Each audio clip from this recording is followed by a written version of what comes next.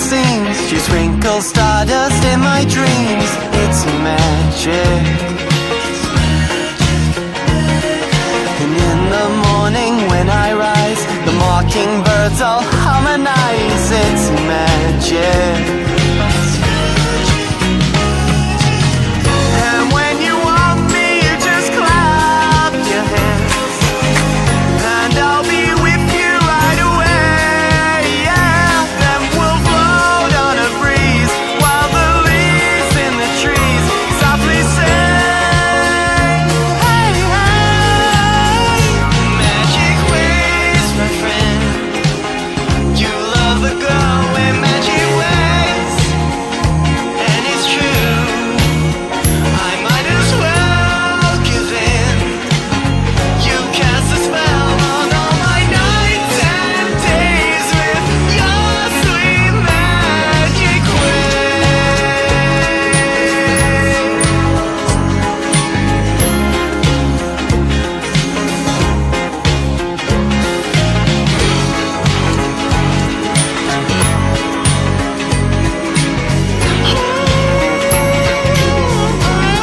magic ways, my friend. You love the girl with magic ways, and it's true. I might as well give in. I love the girl with magic ways. Hey, hey, magic ways, my friend. You love the girl with magic ways, and it's true. I might as well give in. You cast a spell on all my nights and days with your sweet magic ways, my friend. You love the girl with magic ways, and it's true. I might as well give in. I love the girl with magic ways. Magic ways, my friend. You love the girl with magic ways, and it's true. I might as well give in. You cast a spell on all my nights and days with. Guys, we keep a little dirt under my pillow for the dirt man, in case he comes to town. What? Keep a little dirt under my pillow for the dirt man, so he won't take me down. Yeah, I don't have any dirt under my pillow full of dirt, man. So he will take me down. Hey? Yeah, my dealer screwed me over, so I can't afford the dirt, man. So what will I do right now? Oh, why should this happen to me? I guess that I must pay. Like, can I have some dirt, please? No, piss off.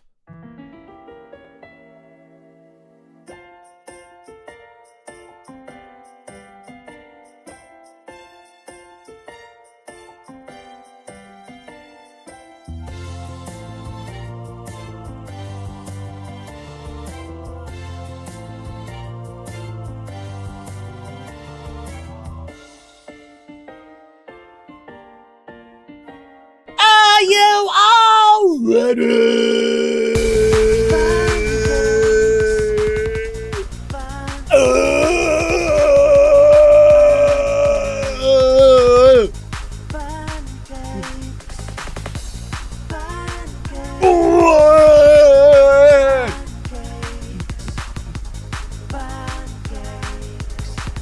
Are you ready for the monster card? In my head, pancakes in my mind, pancakes in my bed, pancakes in my heart, pancakes in my head, pancakes in my mind, pancakes in my bed, pancakes in my heart, pancakes in my head, pancakes in my mind, pancakes in my bed, pancakes in my heart, pancakes in my head, pancakes in my mind, pancakes in my bed, pancakes in my heart, Pancake, pancake, pancake, pancake, pancake, pancake, pancake, pancake, pancake, pancake, pancake, pancake, pancake, pancake, pancake song. Even if you don't like pancake, pancake, pancake, dance, dance. You pancake, dance, dance. You will have to sing along. Pancake, pancake, pancake, pancake, pancake, pancake, pancake, pancake, pancake, pancake, pancake, pancake, pancake, pancake song.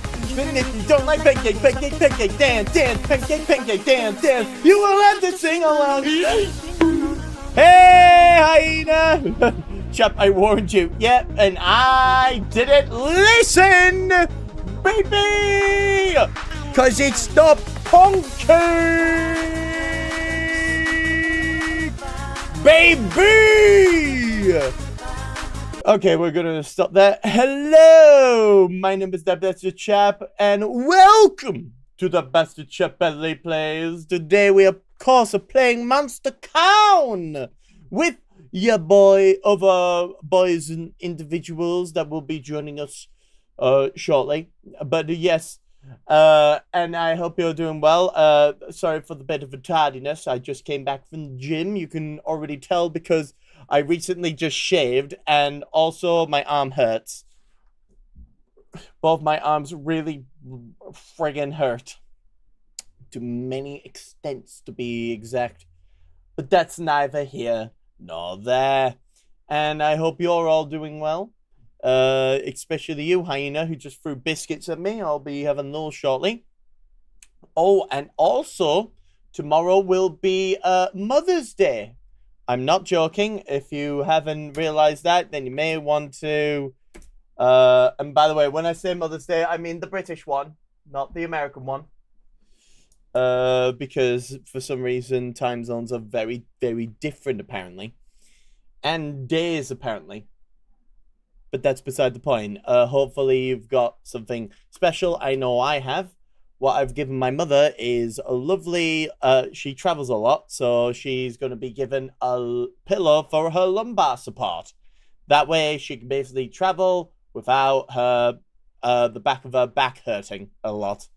Even though she's also at the gym as well, but then again, she still travels, may I add. So hopefully that comes about, really. But yes, before we even begin the Monster Con, hopefully you could join in. That's right, you could join in and hopefully get to be part of the myriad of the characters so that we could try and romance and make a comic of the Monster Prom characters. And hopefully you all are gonna be enjoying yourself as much as I will be doing. Very much so. Just join the VC when you can. Because I can tell you without a shadow of a doubt, it's gonna be fun! But before we do that, let's get into the other thing, which is introducing the one, the only, the best actor in the friggin' world. Nicolas Cage. Do not at him! He will not respond. He is the best actor in the world. He doesn't have time to basically look at streamers, as he has basically been calling them. And as well as that, hopefully you will watch Spider Noir when it comes out on Amazon Prime. I can assure you it's gonna be awesome. And of course, next to the Nicolas Cage is of course the Wilson Chapel, the cutest alligator in all of video games from the Game World Gator game. And of course, next to Sir Chapel is of course the fluffiest boy in all of Deltarune. It is of course the Rousey. And when it and of course, we couldn't basically do all this without the infamous other individual, which is of course everyone's favorite. It's Reapbot. Everyone say hello to Reapbot, and Reapbot say hello to chat. Inflation for the win. Ow. Hey Dragon, how are you doing? And thank you very much. Wait.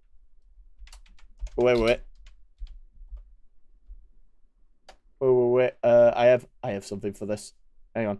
I've been basically telling people understandable, have a nice day, sort of copy and paste image if they can't make it to this. There we go. And then we'll just type yee. But yeah, I don't know why you basically brought up inflation. It's very disturbing to say the least. do never bring that shit up in front of me ever again. But regardless of that, are you looking forward to some MonsterCon? Me when the Doom music kicks in. Okay.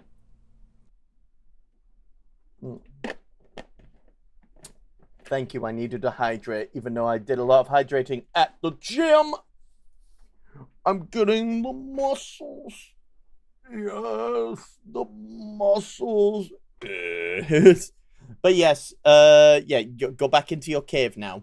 And of course, on the background, we've got Sakamoto from Sakamoto Days, Max Payne, who saw his wife and child die, so he's now in maximum pain. On the bottom left, we got Nico Chap from the MonsterCon. Now, I may have a bit of a bias, but that's beside the point. And on the bottom right, we got a lovely corgi I found on DuckDuckGo images. But yeah, without further ado, let me just begin by getting into the game. Yes, the game. This is REPEADLY. We are talking about. He says random stuff all the time. Free streams. Oh, thank you, Dragon, on a free stream streak. You basically made it throughout the entire weekend, and I appreciate it very much. REPEADLY is Chap lying about the gym? I don't know, Hyena. Am I lying about the gym? Well, I mean, it's hard to tell with that long sleeve shirt you're wearing currently. This is like the shirt I always wear. Yeah, but Dragon wants to see the proof. Oh, you want proof? Dragon wants proof. Well, I think that's TOS here, so I'm not doing that. Yeah. Sorry. Also, I just skipped the. No. You know what? Hang on. We're playing this all again because I don't skip intros, even if it's an anime. Just gonna press play again. Yeah, so we can both agree. I don't like skipping cutscenes or intros. Yeah. Here we go. There we go. Let's go do the gun, come on, monsters, bring it on. It's time to make it fun, it's time to make it right. Ooh. I said it, let's go do the gun, nothing can stop us. And you know, we're gonna make it right, we're gonna make it all. There are altars of stands, come take my hand, let's overspend, on demand. There is nothing you can do. Let me pick up your stand, #1 fan. This is our chance, there's no romance. There is nothing you can do to me. Monster, come and the widow, I'm a weep, everybody clap with me. Monster. I'm the weirdo, I'm the geek, come with me, we'll feel complete. Monster is the way you feel, monster is the way you feel, monster is the way you feel All the time. Monster is the way you feel, monster is the way you feel all the time. All the time. Yeah, baby!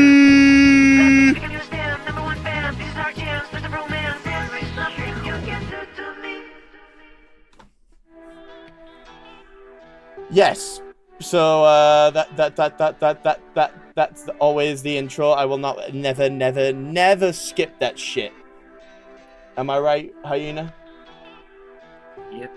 I mean, skipping the intro, this is like skipping being the first cutscene in Baldur's Gate. You don't skip that crap. Oh no, I did that.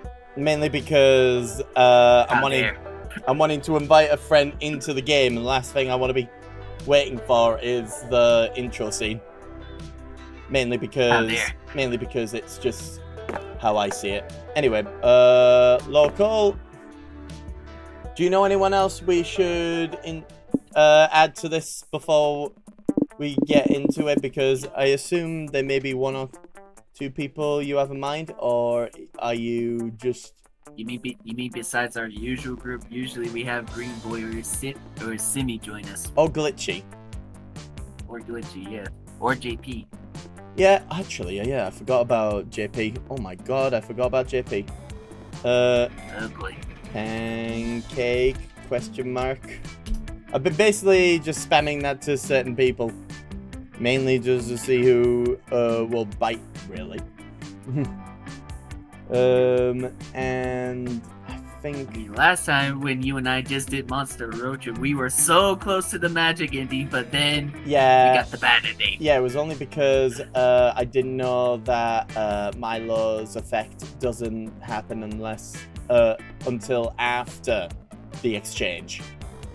Yeah. I did not know. And also, how was I supposed to know it would have just drained one part of it? We could have won.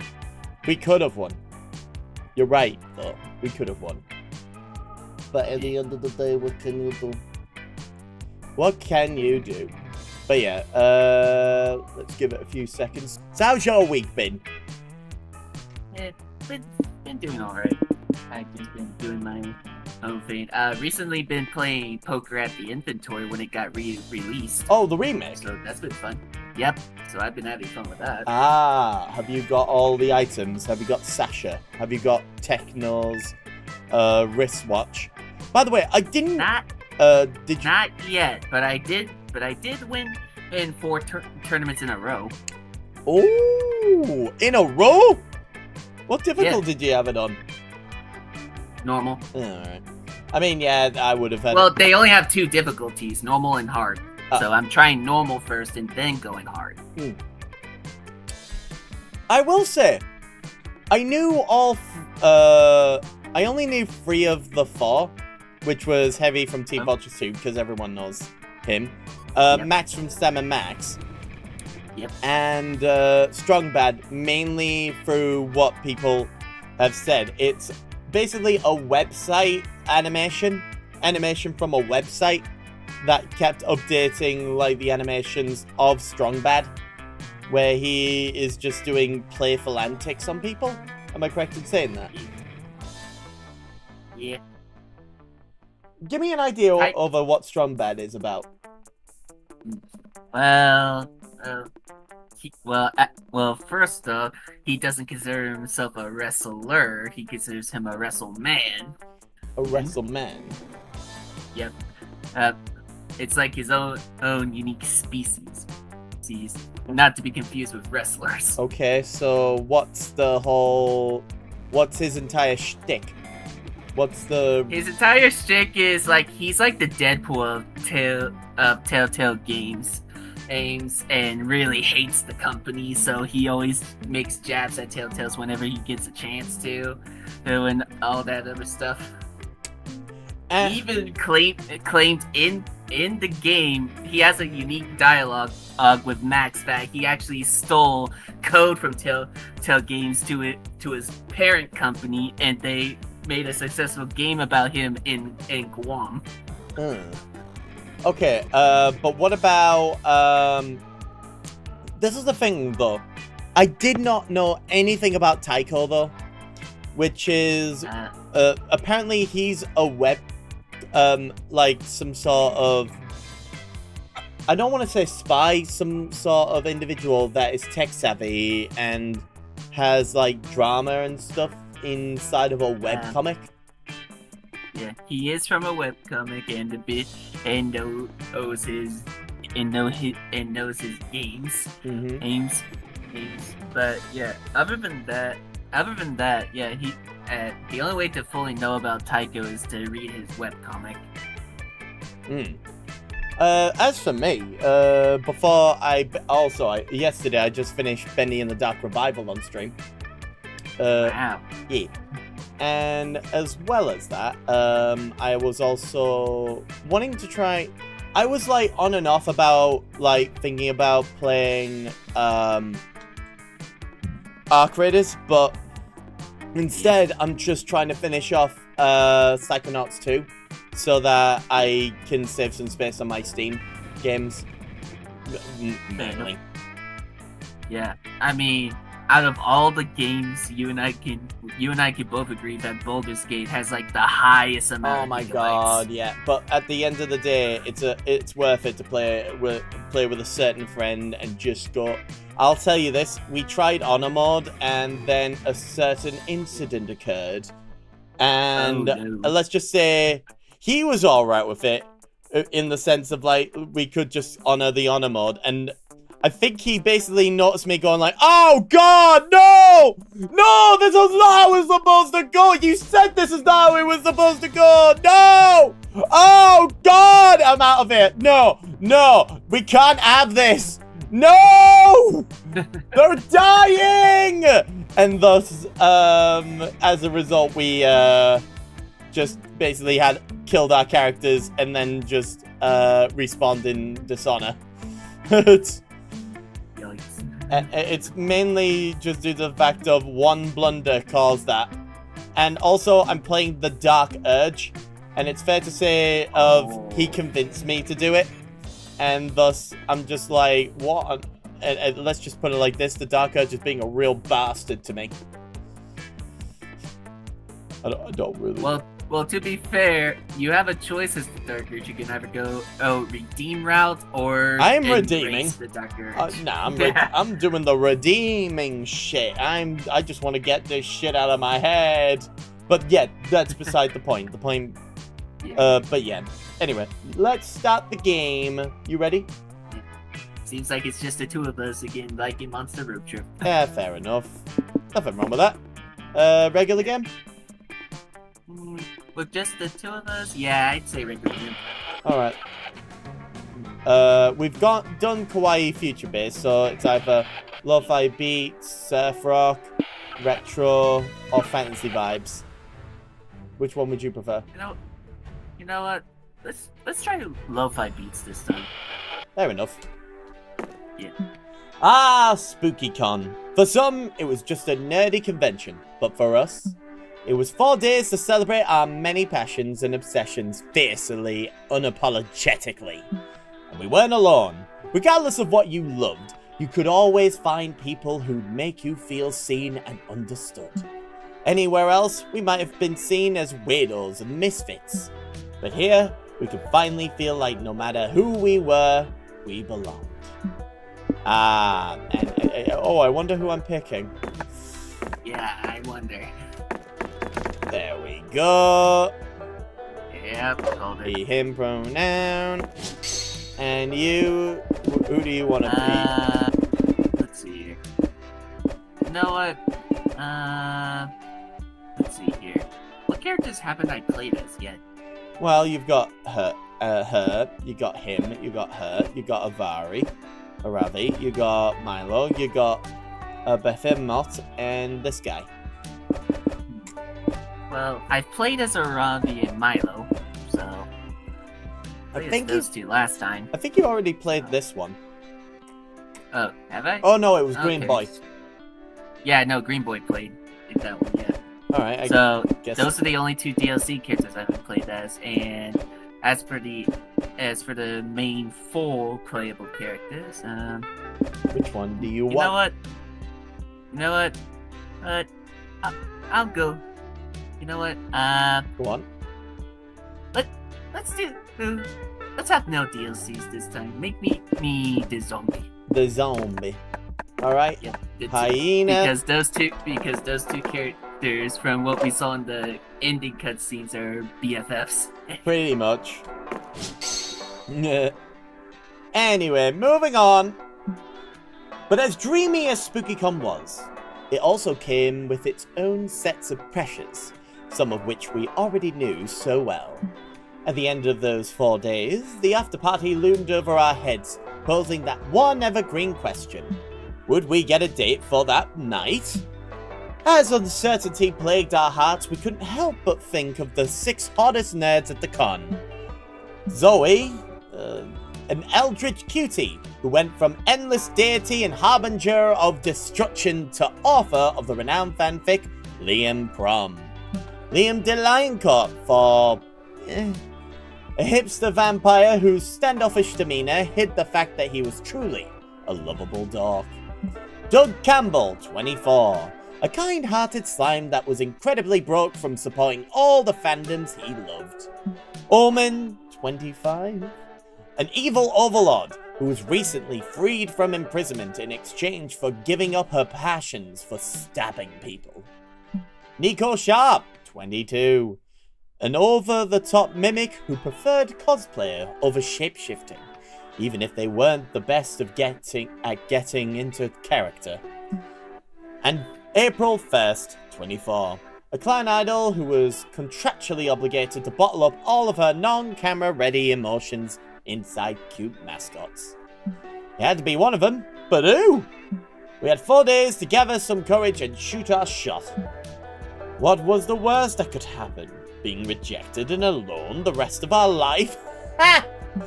We had our fair share of love and rejection. This surely wasn't our first rodeo. As we had grown to know ourselves better, we realized we felt more confident. Now, let's see what we've got. We got balloon-shaped sculptures. We got idol choreographies. We got endless merchandise. We got overspending on limited edition blind boxes. Incredibly nuanced villains. Correcting other people. Drama. Main character syndrome. Documentaries with jump scares. Step on me. Forming a cult for the lols and only one bed. Oh dear. That one. What else?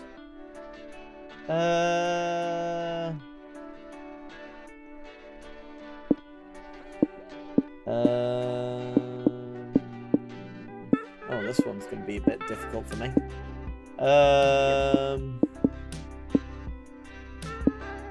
How about...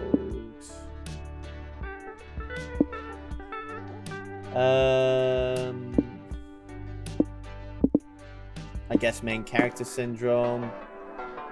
And... Oh, this is really difficult.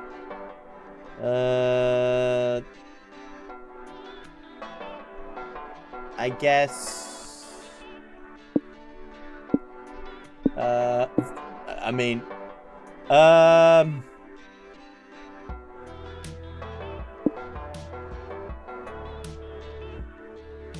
I guess... idol choreographies. What about you, Hyena? You know what? Forming a cult for the lols. Alright. Okay. And incredibly nuanced the villains. And documentaries with jump scares. very well. And now for the other thing, which is choose your top 3 favorite magical girl tropes. Let's see. Number 1 has got to be that one. Number 2 is that one. And third one is that one. What about you, Hyena? First one, the one with the bloody hammer. First one is Bloody Hammer. Second one,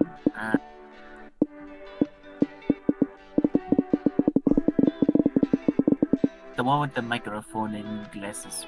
Alright, second place. And third, the one next to the hammer. Oh, her? Yes. Alright. We weren't new to all this, so this time we challenged ourselves with a goal other than finding love. With the support of Zoe and Liam, we had decided to take on a project we have been putting off for too long. Making our own comic! We had so many ideas, and yet we always found excuses not to work on them. But the con was the perfect setting to find inspiration and go for it. So, the ones we've already done, so we're just gonna... Domino? Artist? Okay, we've already done the ones with the letters on, we've already done. So, there's this one, this one, this one, that one, and that one. I'm curious the Domino one's the very last one. Of course, the comic strip was the Garfield one, or in this case, Juan, the magic Latino cat. Now I'm curious. What's this one compared to... I know a bowling drama? Or is it... Excuse me. Or is it like, you know, anime sports dramas? Stuff like that? I don't know what this one is, though. Dominoes? Well, I guess we could give it a try. Yeah, sure. And then next time I will work on the other ones. Fair enough. The fear of failure has stopped us for too long. But then we reminded ourselves of the one thing that always kept us going. That we were young and unafraid. and we were ready to start. Perfection. Alright, I'm up first, baby. So, and it looks like... stats so far. Oh, that's actually quite nice. I'll increase my charm, thank you very much.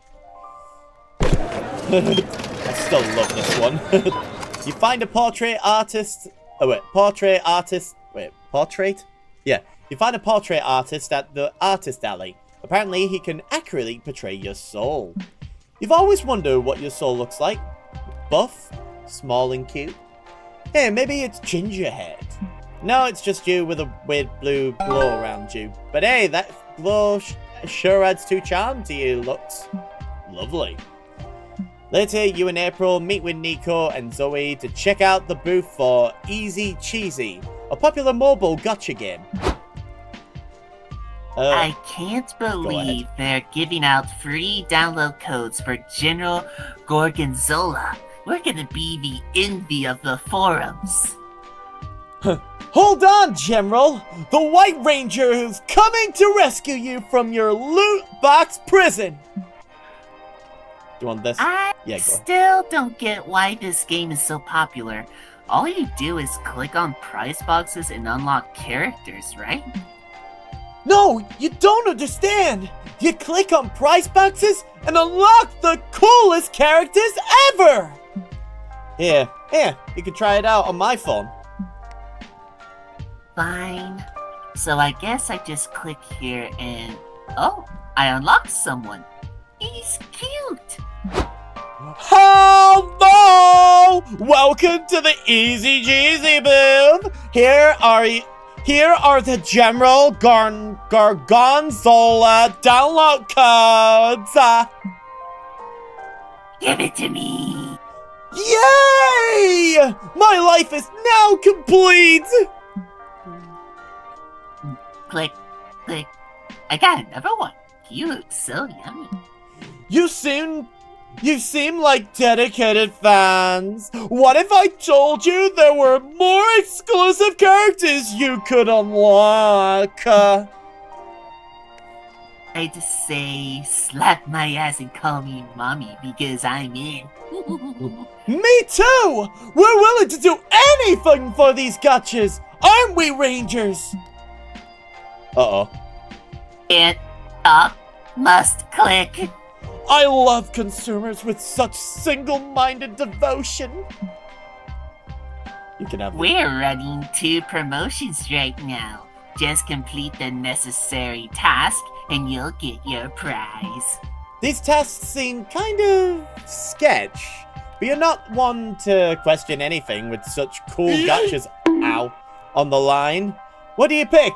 Hey, and nice of you to join us in more ways than one. We're about to basically get put into some... Oh my god. Commit 5 crimes... Oh my god. Commit 5 crimes in the name of the game, or reconnect with your estranged childhood best friend and convince them to download the gacha game. Nah, I'd rather commit crime. I ain't putting my friend down this rabbit hole. Dark Mistress card. Dang. And Laby Cambaret. No. Cambaret. Nice. Ooh. Anyway, let's commit crime. How bold! Just come back with video proof of the crimes you've committed, and you're all sad. It's 5 crimes committed between the 4 of us, right? Uh-oh. Nice try. 5 crimes apiece. Oh. 12 crimes committed as a group. Final order. Final offer. You drive a hard bargain, but it's a deal. I don't suppose you want a job on our sales team. Here's the thing. What if you just go up to, like, a booth, like, tell them to show the product, and then just take it, take a lap around the con, put it back, and then steal it again. Go a lap around the con, put it back, and then steal it again, go around the block, put it back, steal it again, and basically do it 5 times.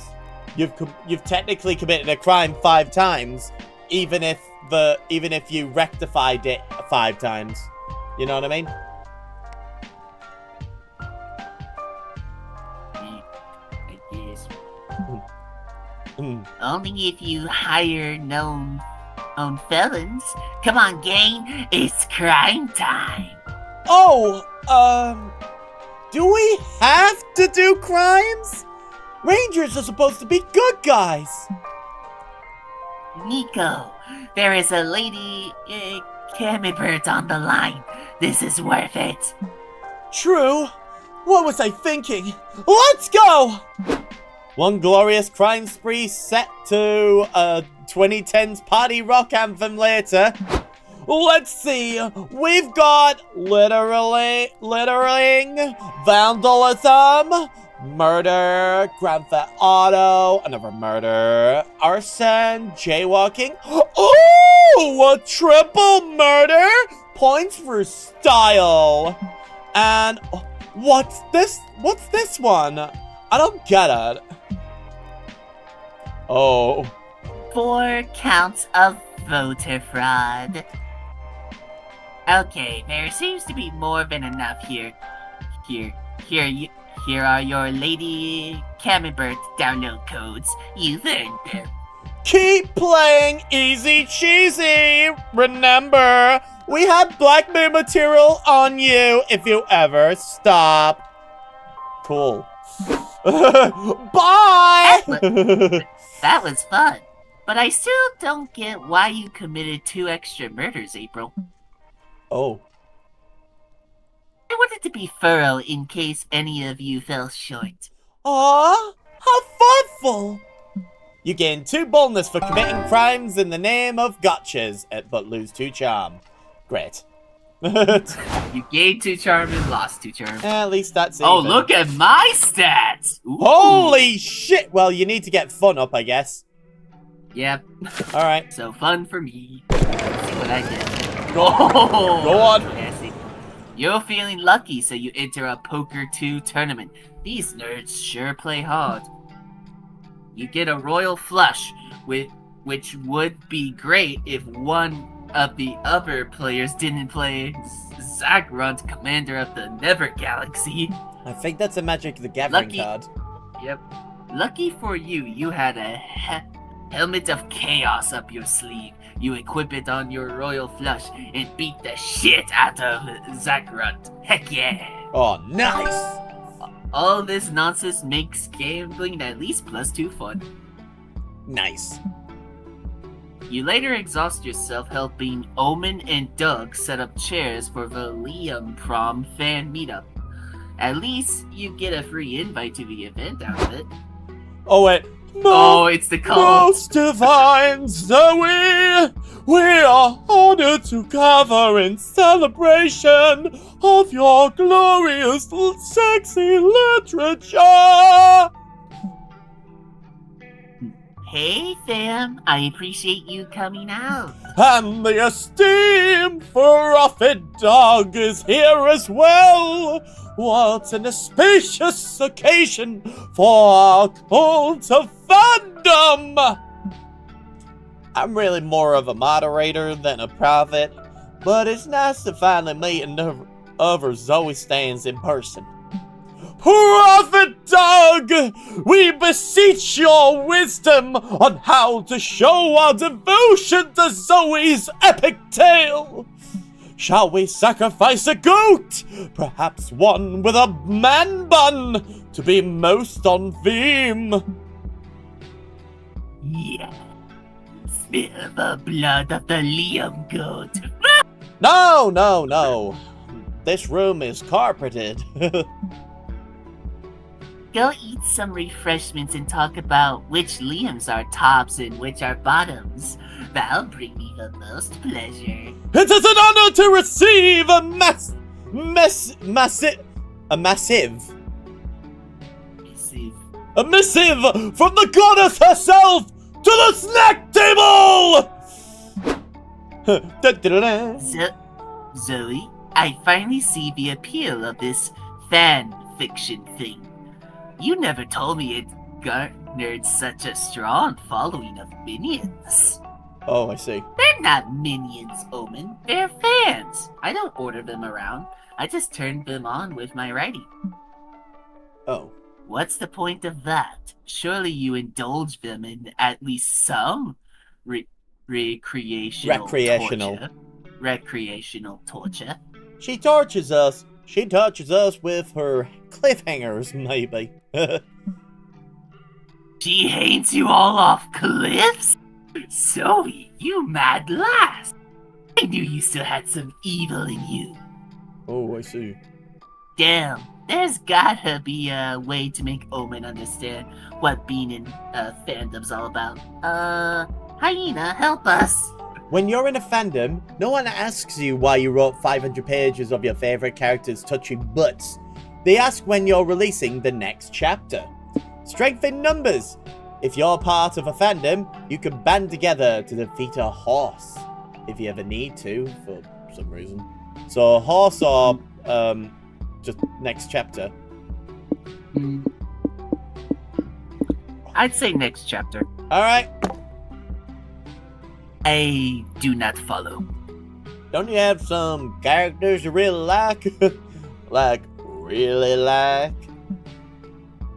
Yeah, you know, characters you could think about for hours. When I was young, I marveled at the heroic feats of warriors of legend. Like Brachio's of the Blood Spear, or Astafex, Scourge of the Astral Realm.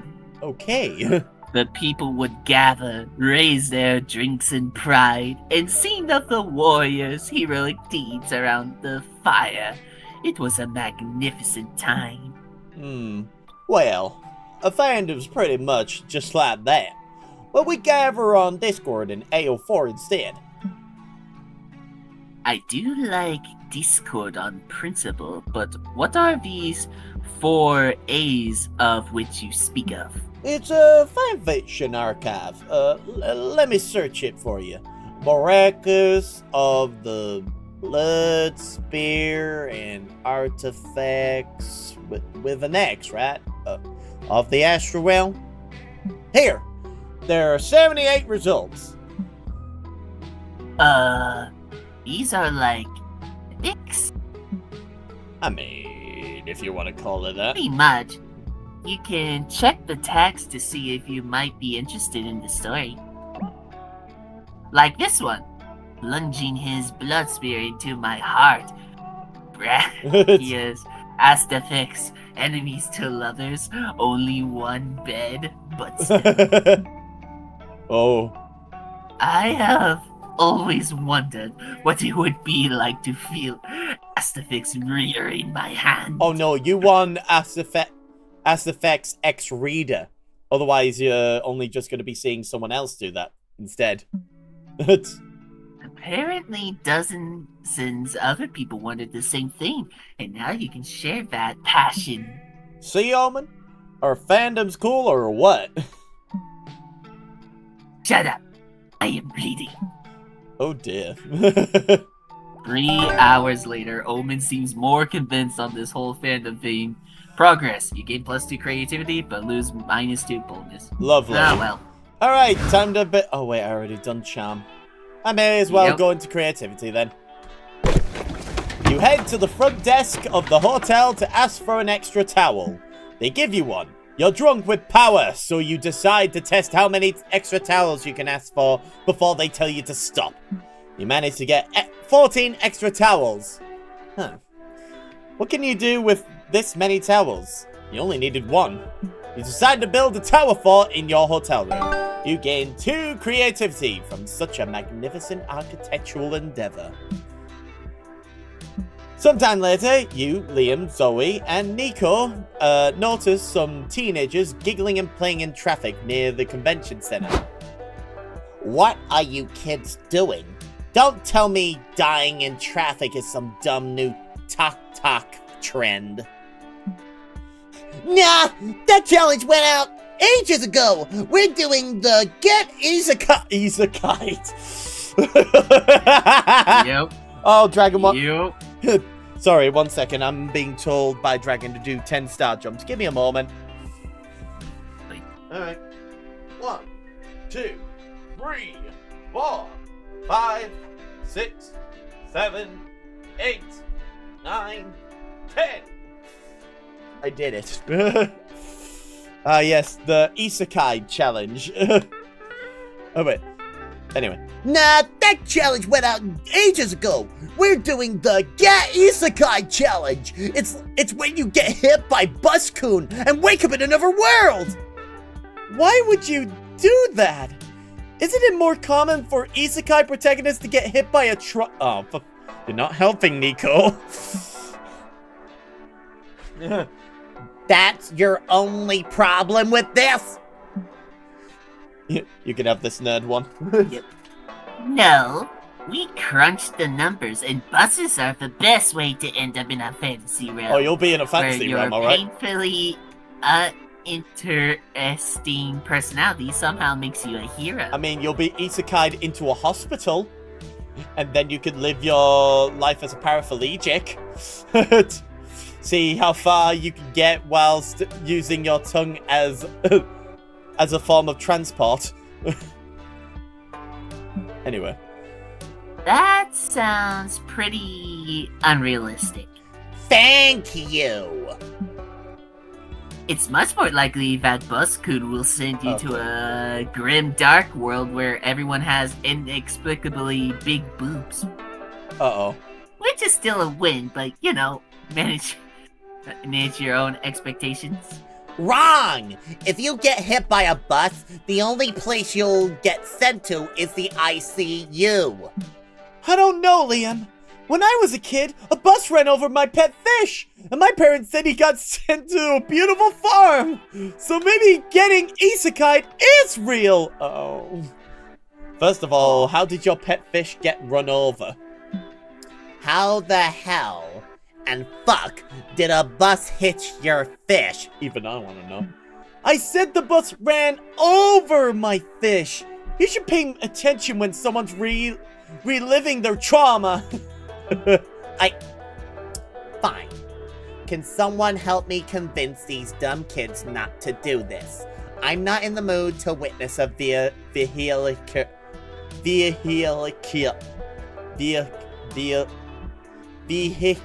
manslaughter today. Sure thing. Use the forbidden spell to exile souls to a pocket dimension. You thought it was a cruel measure, but apparently it will help these idiots and probably prevent car accidents. Convince them it's easier to go to a different world by getting on the bus, not in front of it. Oh my god, you're right. I want that one. Wait! You can get in Bus-kun? We thought buses were just a tool used to isekai you to a different world! I mean, you technically will be somewhere else if you get in a bus rather than get hit by one. No. Get on the damn bus. Since you're beginners, you decided to get on the bus with the teens. They marvel at the pull brakes and sticky seats.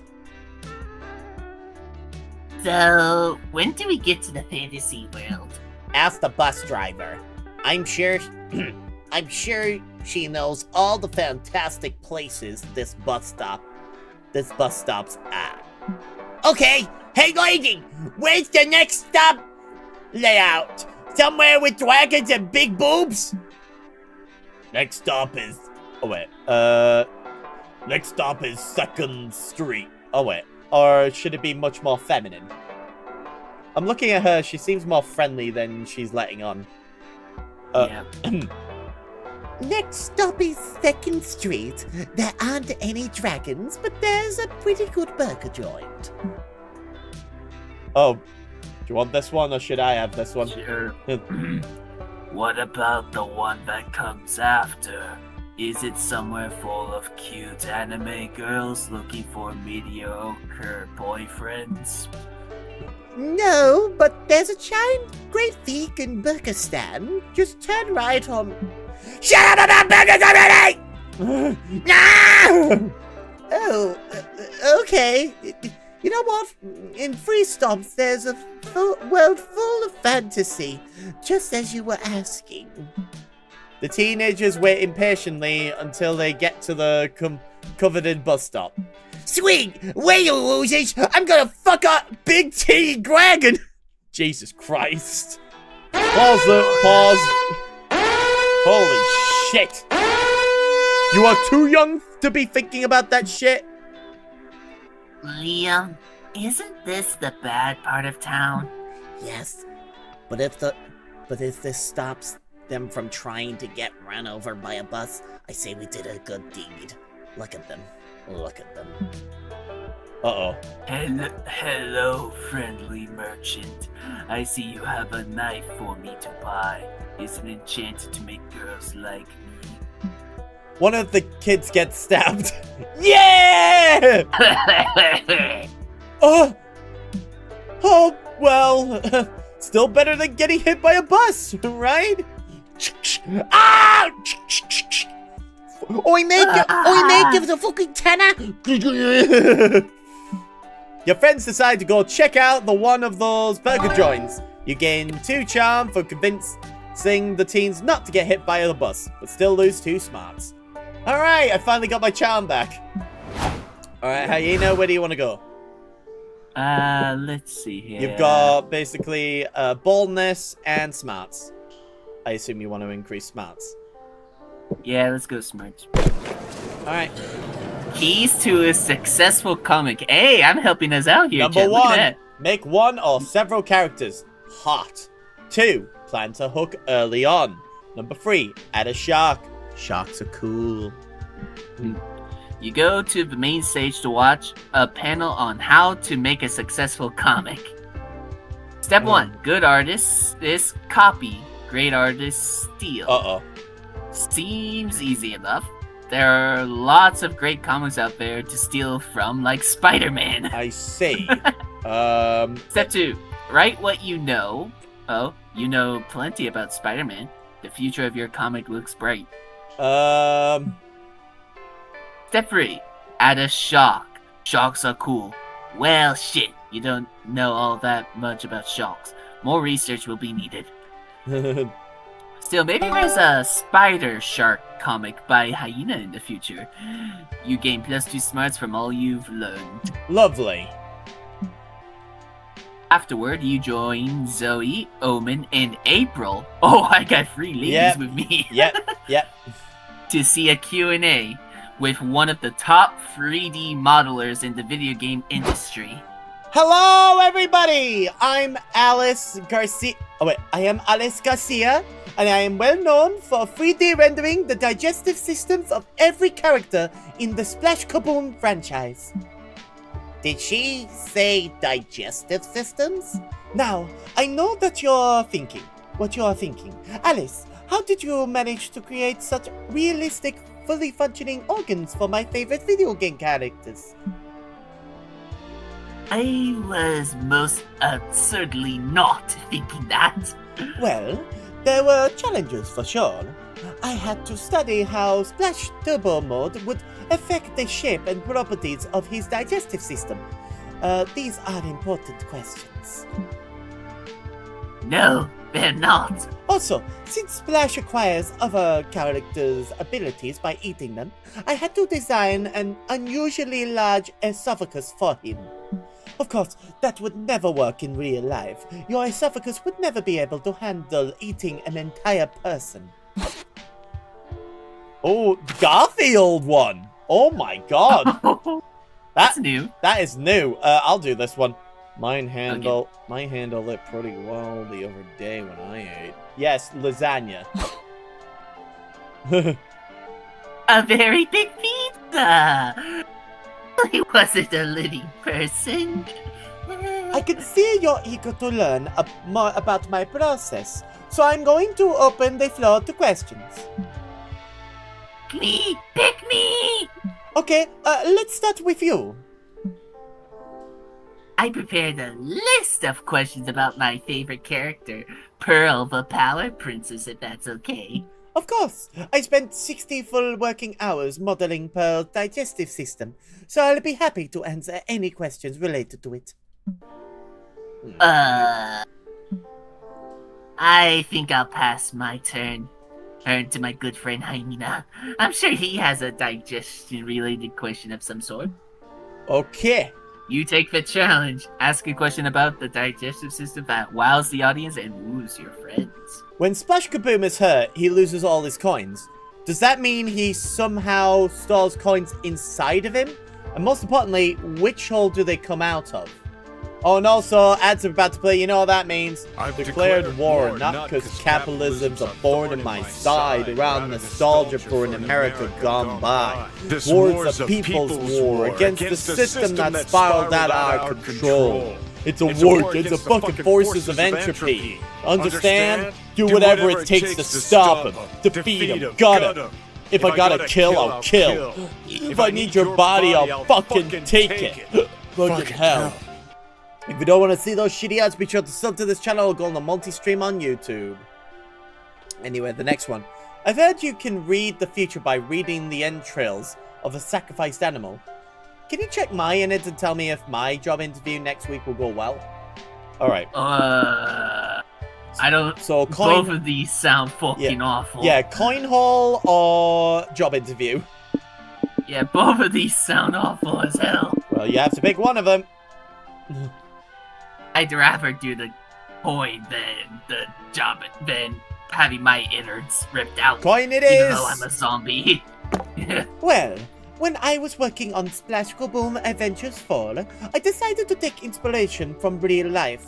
So I swallowed several coins and got hit by a car. What? What? I didn't learn much, so 3 months later, when I finally got out of the hospital, I looked for inspiration elsewhere. I asked myself, what if the coins weren't literal coins?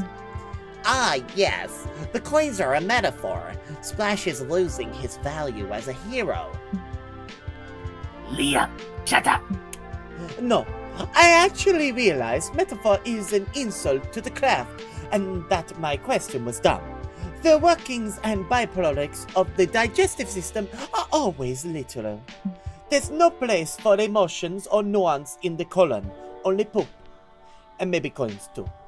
So I swallowed a second stack of coins and got hit by another car to see if I could get a new perspective.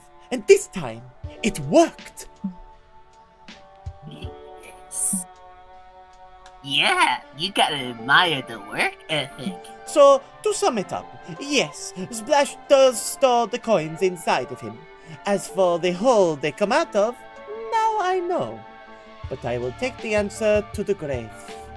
That was a great question. Here, take this! She winks at you and throws you a golden coin. Oh! Everyone stares at you. Are they expecting you to eat the coin? Uh-oh. Hey gang, I've got a fun idea. Let's go to the bathrooms and wash our hands 6 or 7 times. Yeah, I don't know why you basically brought those two numbers up for no reason. Good idea. You gain +2 fun for learning some deep Splash Kaboom lore, but lose -2 small. Well, at least you gained something below that. Yeah. Anyway. Yep. Trading Places! Everyone chooses a fictional character.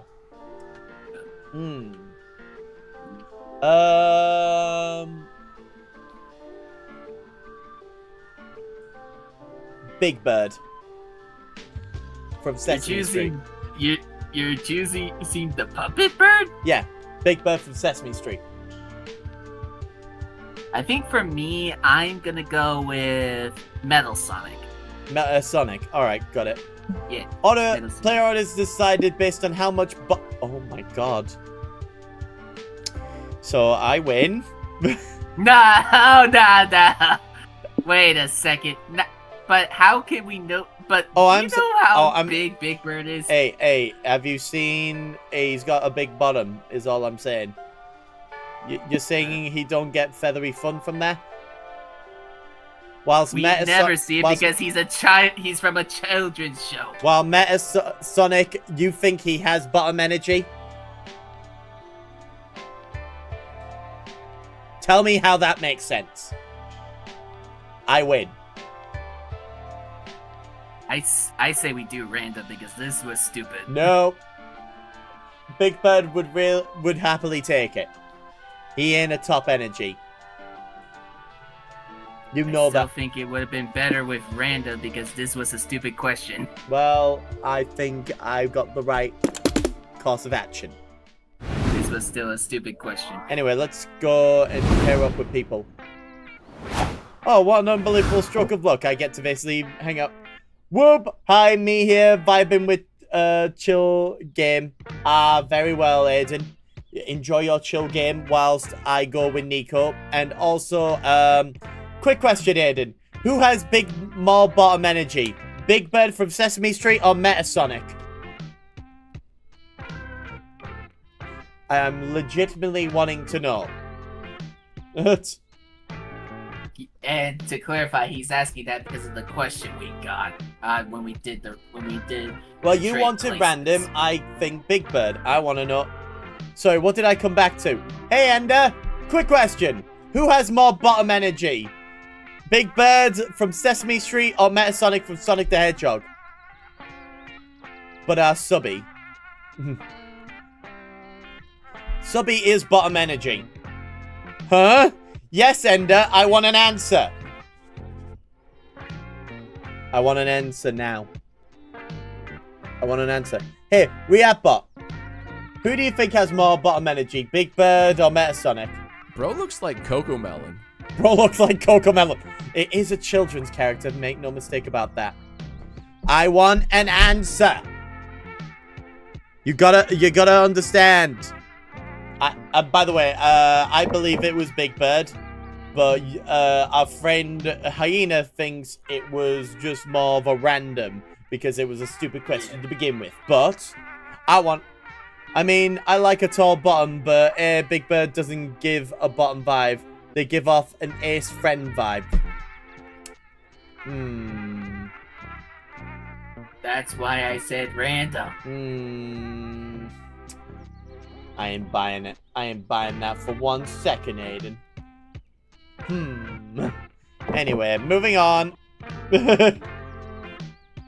But yeah, I'm picking Nico, and we are... oh, hang on. Oh, yeah, Face Attorney and Nico's ultimate cosplay. Oh. Oh, so you either trigger plot lines or go normal.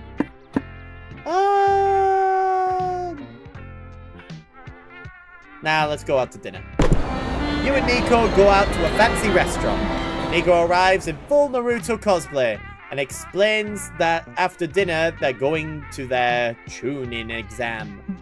You decide to come along, mostly out of curiosity. Turns out the tuning exam is a lot of Nico screaming and punching the air behind the restaurant.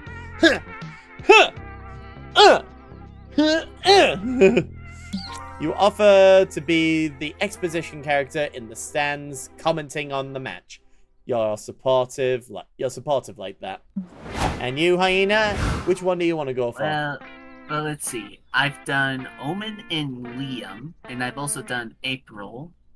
Well, the only characters I haven't done yet are Nico, Doug, and Zoe. So I think I'll go Zoe this time. Oh, Zoe. Alright. Zoe it is. I think I'll go Zoe this time. So, do you want to do board game night, watch a movie, or go out to dinner? Well, there's also visit a museum. Yes, that seems to be but that's all the with. future of Liam World.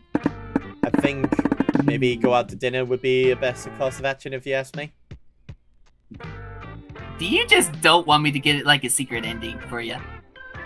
The secret ending also can be going for a walk, but that's blocked off for now. I'm still gonna do visit a museum anyway. Fair enough. Hey, you and Zoe visit an art museum. Seeing so much art makes Zoe reflect about her own craft and legacy. Oh, sorry. In showing me a village from Pokemon. Lately, the success of Liam Prom has made her think, can she create something worthy of being taught in the art history classes of tomorrow? That would surely be one hell of an art history class. Moving on! We are now doing the comic stage, baby! Oh, you're reading. Oh, look at me with the pencil in my mouth. Oh, you're eating it. The con is a whirlwind of activity and overstimulation, but somehow you find time to work on your comic. Time to brainstorm. What's the admittedly kind of useless thing that you bring to a desert island? A 50% off coupon to a theme park? That's useless. A free pass for one crime? That's useless. A taxi license with its coveted taxi driver diploma? That's useless. And your dad's approval? That's... Oh, Jesus. that's just... Oh. Jesus Christ. Which is useless. Let's go for the 50% off coupon to a theme park. Very well. Oh my God! Oh. Alright. You gotta fight a fearsome foe. Quick! Grab something to aid you in battle! A majestic horse. Drunk Uncle Bernie. Drunk Uncle Bernie. 20 lawyers or a pot of boiling hot coffee. That's an awful hot coffee pot. Yeah. You gotta fight a fearsome foe. I don't want to be... I mean... a 20 lawyers. Oh, smarts. Get them lawyers in! Alright, time to get back. Honestly, the stats aren't hurt that bad. True. Although I will need to get my charm up again. You're walking around the merch hall, sipping a cup of coffee. Suddenly, a deluxe box set edition of One Kick Boy, which is... One Kick! Makes you spit out your coffee. You spit take lands on the box set because you have great aim, but very bad luck. The vendor gives you the box set at a discounter because, after all, it's not in mint condition anymore. Your brand new box set and your excellent spitting skills give you +2 charm. It was the best of times. It was the kawaiiest of times. Meaning it's time for you, Nico, Zoe, and April to work on your shifts at the Con's Pop-Up Maids Cafe. Holy shit! Look how adorable they all are. Holy fuck. Look who just walked in. A creepy dude with a notepad? Uh-oh. Not just any creepy skinny dude with a notepad. That's the most renowned fine dining critic ever. Antoine Motard. Motard. Yeah. Yeah, Antoine Motard. How the heck do you know about this? There's more to me than nerdy culture, writing fanfics and being horny. I am a layered person. So, this man is like an expert in fancy restaurants? Nico, he is the expert in fancy restaurants. He can make or break a reputation. One good review from him can ensure you get at least 1 Michelin star. 1 Michelin star?! I have no idea what that is, but it's a star! So I ought to be a good thing! We need it! I'm sorry I have to be the one to say it, but what the heck is he doing here? We're not exactly fine dining. Don't sell yourself short, April. The undeniable fact is that this Tony Mustard is sitting in at one of our tables, which means we're being reviewed for one of those fancy stars. Little do they know that Antoine Montrade is just very into maid cafe culture. Even fancy food critics can have personal lives. But you know very well this won't stop your friends from trying to be the first maid cafe with a Michelin star. So the question here is how you can help them. Spruce up the menu into hyper-expensive high cuisine. Shouldn't be hard, maids are already part of upper crust culture. No, I don't want to be that. Cook the same rice with ketchup the critic's grandma used to cook for him when he was it's Ratatouille. We're doing Ratatouille. Yeah, that's Ratatouille. Let's do Ratatouille. Oh, I'll do it! I've cosplayed lots of grandmas before! I've got this! You normally wouldn't trust Nico within 5 feet of a microwave, but in lieu of a better idea, you let them make the omni rice and bring it to the critic. Hiya, master! Ready for your meal? Say the magic words with me! Moe, moe, cow! And don't ever tell anyone I did that. The critic takes a bite, chews thoroughly, then goes completely slack in the face, staring glacidly into the middle distance. Oh god! Hyena? Yeah. Oh god, we killed him. I knew we shouldn't have let Nico cook. No, it's okay. He's just having a flashback. He's ratatouilleing. Sure enough, the critic snaps out of it, and his eyes fill with tears. This is delicious! It's just like Grammy used to make. You mean your grandmother actually made you omni rice? That wasn't one of Bastard's nonsensical bits. Of course, Grammy made Omni Rice. She was the best maid in the biz back for over 50 years. I have many fond memories of eating Omni Rice in her kitchen while she bunny hopped to J-pop music. Wanna see?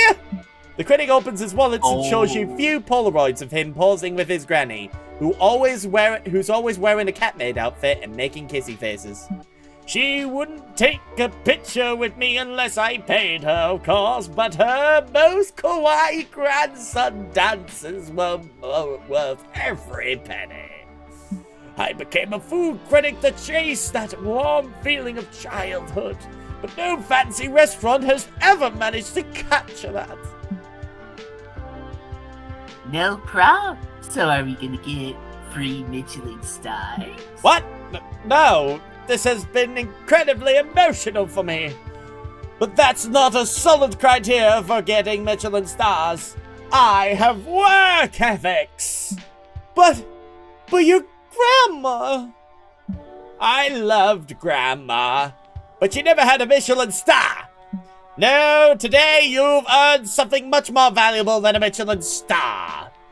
A hug. A hug? With the maid? Is an extra $20. Oh, right. You didn't earn a Michelin star today, but you helped some random weirdo. And isn't that what this is all about? You gain +2 charm from your good deed, but you lose 2 creativity. God damn it. Oh, where do you want to... I assume boldness? Yeah. Alright. Look at my cosplay. Hell yeah. Hold on. I'm responding to a friend real quick. God damn it. Do I have to be cursed with this waiting? It's fine. It's a quick message. Anyway. You're walking around with your favorite magical girl wig on. It's itchy as hell. Ah, yes. How is... Don't question it. Move on. Yep. You scratch your head under your wig. Oh crap. A random streamer just recorded you doing that awkward finger wiggle. Your weird head scratching goes through the entire internet cycle. You get memed, shit posted, mashed up, and even turned into a viral dance. Alas, fame is fleeting, and you stop being cool when a CEO does the Magica head scratch in an ad. Oh. At least you still gain +2 boldness for surviving internet fame unscathed. Lovely.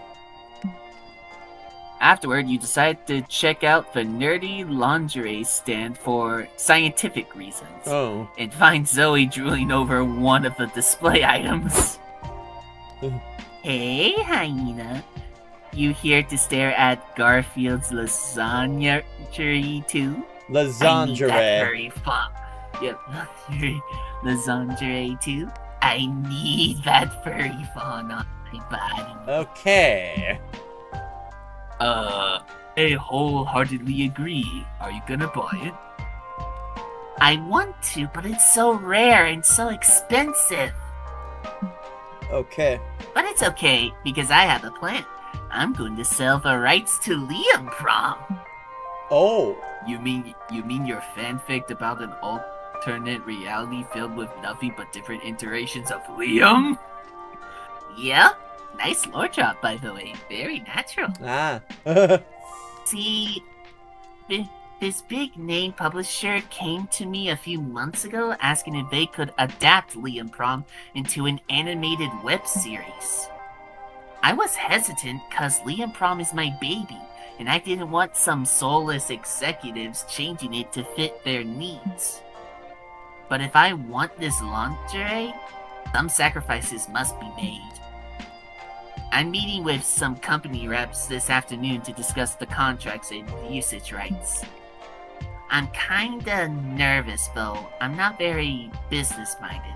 I barely understand mortals' fascinations with coupons. Why don't you bring me along? I've got business experience. I can help coach you through these meetings. You do that? Thank you so fucking much. I had no idea you were a good business negotiator. You absolutely aren't, but you are. But what you are is willing to overstate your skills to impress your hot friends. Why don't we strategize some negotiation techniques before the meeting? It'd be good to have a plan before we get there. Oh dear. Dang, you always forget that overstating your skills usually requires you to prove said skills. What negotiation technique will you suggest for Zoe's meeting? So we've got, whenever she's interrupted, have Zoe stand up and look out in the out of the window in a reflective, somber mood. The execs will be really impressed. Bring your negotiation rifle to give Zoe an edge in the bartering session. Which one? I mean, I do like a good rifle, but I don't think that's the right call. Ender wants you to pick the gun. Wait, what? Aiden wants me to pick the gun? Are you sure? Wait, hold on. Let me read chat real quick. Wait. Yeah. Ender, why do you want me to choose the gun? Well, it's a good No, it's not a gun. It's a negotiation rifle. Way different. Are you still wanting to take the top one, or...? I swear, if Ender says it's because I'm American, I'm going to throw some biscuits. Ender's Scottish. Either option is fine with me. Just thought it was funny. So which one? Oh. Which one do you want? Fair enough. You know what? I got a good idea for this. I'm gonna flip a coin for this. Oh, Ender just said I'm American. My bad. Sorry, Ender. My bad. I'm not good at remembering people. I apologize.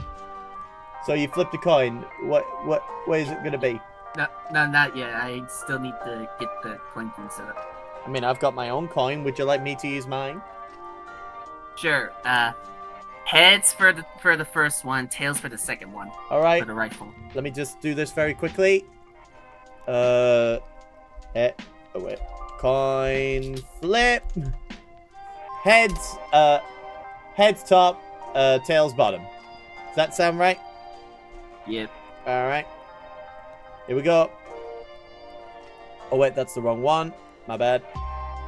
Ready? Hang on. Wow, that's a lot of... Hang on. Let me just say no to all of these consents. Because I don't consent to basically having my individuality being... Okay. Here we go. Ready? Flipping the coin. Heads! You're picking the somber option. Very well then. Damn. Yep. Hold on. Oh, good lol. The character for my Discord profile is Scottish, so this confusion happens a lot. Ah, fair enough. And I completely understand. Oh, so mysterious. I like it. Okay. You help Zoe practice staring somberly out a window until it's time for her meeting in one of the community zone rooms. Hi, I'm Bernice, and this is Marla. We're representatives from Perub, a B subsidiary partnered with Plebo LLC.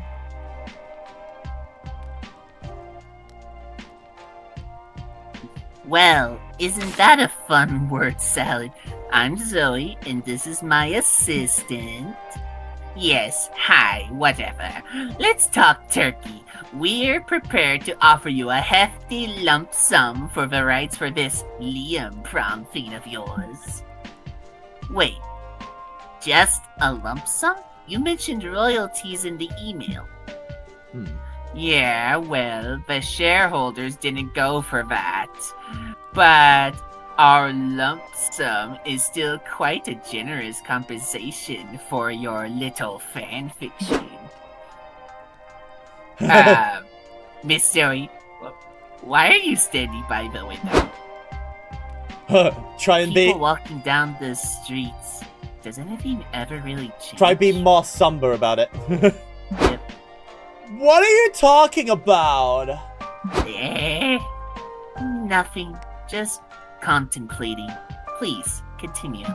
Okay, anyway, let's review the contract, specifically the sections stipulating that Poob now owns exclusive merchandising rights to Liam's trademark man bun.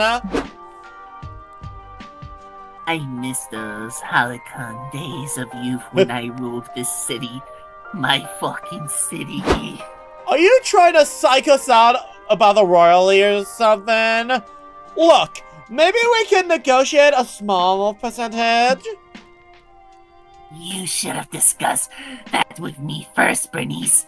The lump sum would have been more, or been adequate to sell, not to sell. That is the question.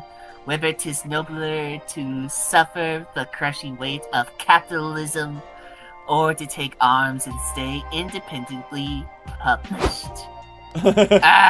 Fine. Maybe we can negotiate a 2.5% royalty. I'll have my secretary shoot a message to Dippy and Phoebo on WordMonkey. God damn. Zoe glances away from the window to wink at you.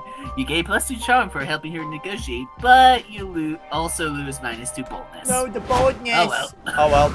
Time to get my creativity up, baby. Lounging around the hotel, you see a sign in front of the conference room. Con artist meeting. Awesome. You learn lots of cool techniques. They feel much more like scams, but who are you to judge what is and isn't art? You gain 2 creativity, learning to bend truth to make a quick buck. Afterwards, you, Zoe, and Nico race to change into your uniforms before your shifts at the con's pop-up maid cafe. We're back at the maid cafe again. We gotta hurry. April just texted me that the best maid competition starts in 10 minutes! Ooh, do you want this one? Sure. Hey, where do you think you're going? You maids should be cleaning the rooms. Oh, do you work here? Sorry, we aren't actually maids.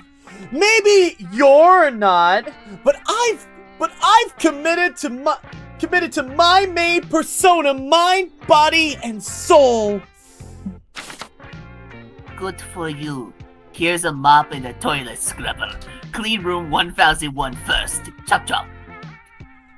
Oh god. We're maids. We are legit maids. Guess we'd better go to room 1001. And it's not gonna clean itself. But we don't even work here. We're just gonna miss the best maid contest.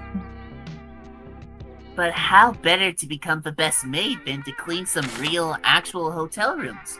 Working the true maid experience. Come on, girls! We've got rooms to clean! The boss is counting on us! Great! Nico's too deep in character, and Zoe's too much of a cheerful weirdo to protest this.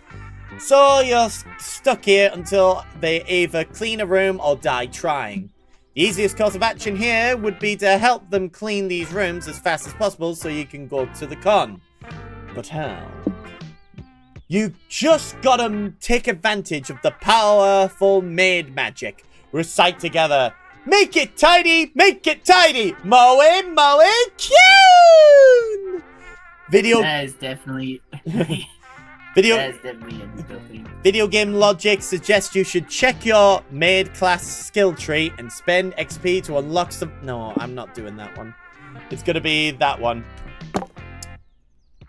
Good idea! Make it tidy, moi cute!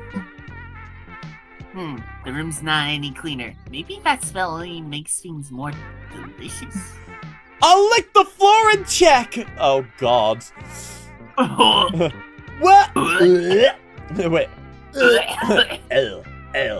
Well, it's not particularly tasty, but I don't have a frame of reference either. Should I lick the floor in the next room to compare? Nah, I think we need to strengthen the spell. I used to cast lots of magic back in the day, so I've got some ideas. Zoe draws an alchemy circle with blood and viscera. You're not gonna ask where she got it. Then she recites an incantation older than time itself, and a being of pure darkness and malice crawls out of the circle.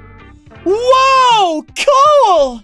Is this fella part of some kind of magic cleaning service? Hyena. No. I must have fucked up a rune in the circle somewhere. This entity is probably just here to kill us. Oh no! If we die, who will clean the room? To be fair, it's not your presence. It's not like your presence was making the room cleaner to begin with. Everyone stand back!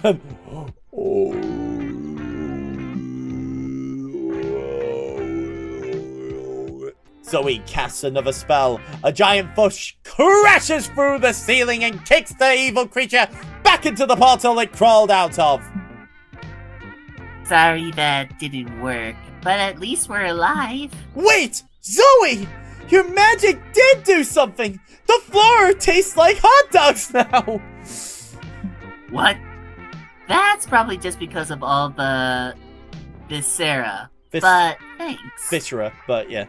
Viscera. You failed to clean the room, but that was never actually your job, so no harm done, really. You gain 2 smarts, but lose 2 fun.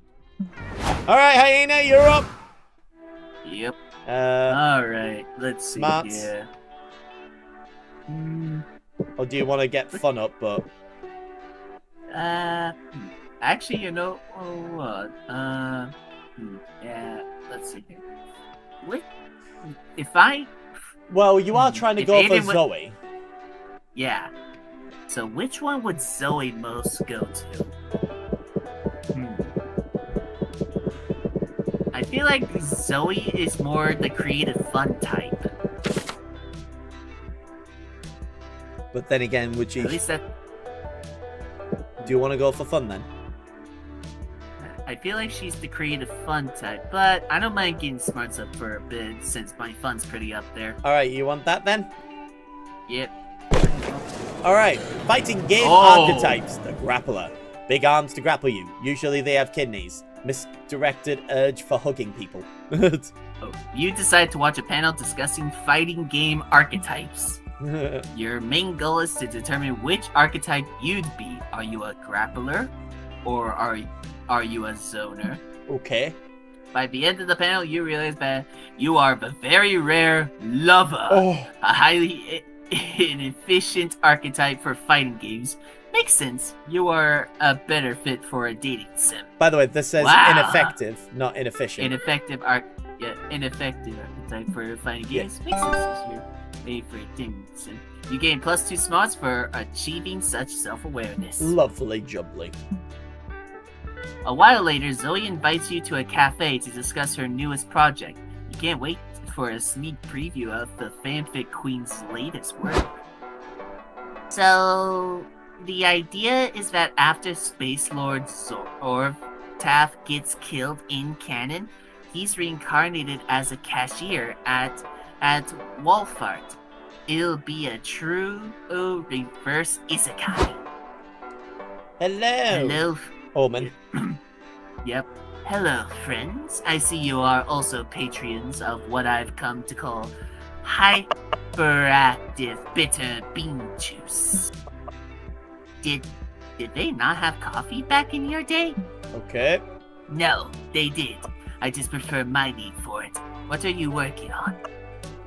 Hyena's helping me with a new fanfic. It's about a powerful villain being forced to adapt to modern society. Oh my! I find that deeply fascinating for reasons that are not worth examining. Lovely. What is the plot progression? How does this former overlord adapt to this strange new world? I'm not sure yet. We're still in the early planning stages. Okay. Can they bring themselves to accept the overpriced inferiority of a taxi cab over the vastly superior locomotive? Do they conquer the intellectually barren wasteland of social media? Or do they succumb to its insidious brain rot? Not the insidious brain rot. And, are they successful in their purest of happiness? Pursuit of happiness? Hyena's here to help me answer those kinds of questions. Do you want to help us brainstorm? No, thank you. Creativity is not my strong suit. I would rather listen to Hyena's ideas and harshly judge them. Okay. Oh God! You heard the scary overlord pitch a plot for Zoe's new reverse isekai thing. The villain gets the one legendary artifact that didn't exist in the realm. Therapy. Or, the villain realizes the new world would feel way less confusing and threatening if he rode a big, menacing excavator everywhere he goes. Therapy or excavator?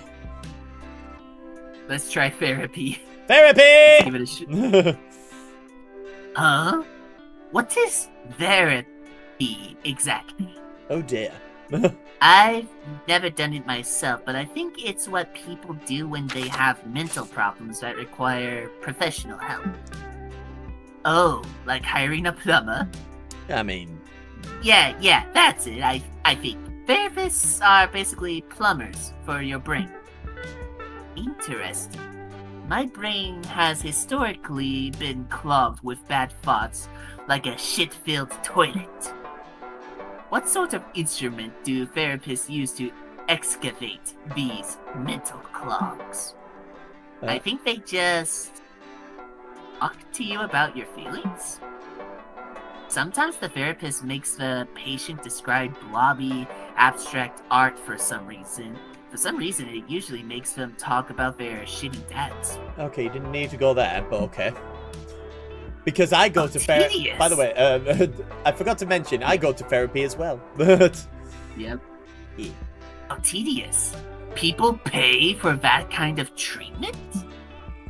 Yeah, weird, right? Maybe they just want the therapist to prescribe them with drugs.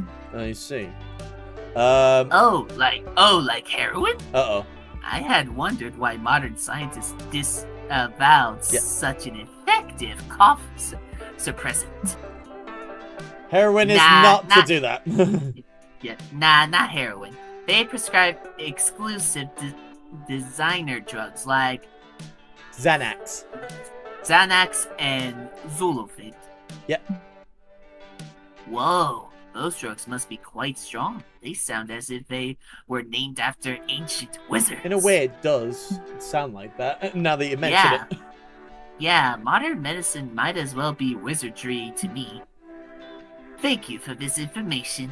I may look into hiring a brain plumber myself. Go for it, girl. Go get some therapy. Well... Well, there's no denying that Omen needs therapy. So you're gonna call this misinformation dump an unconditional win. Yay!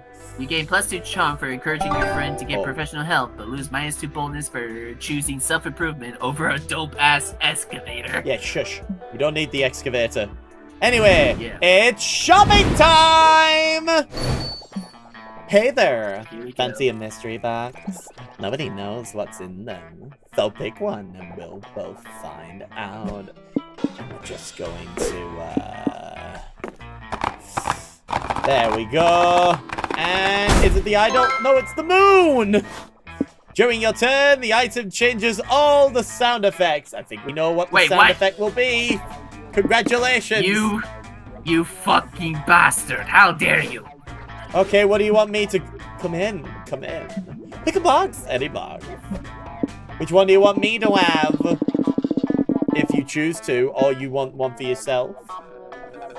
Same fate, no mercy. And since you gave me that stupid toilet, it's your turn now. Alright. Let's go! The High Priestess!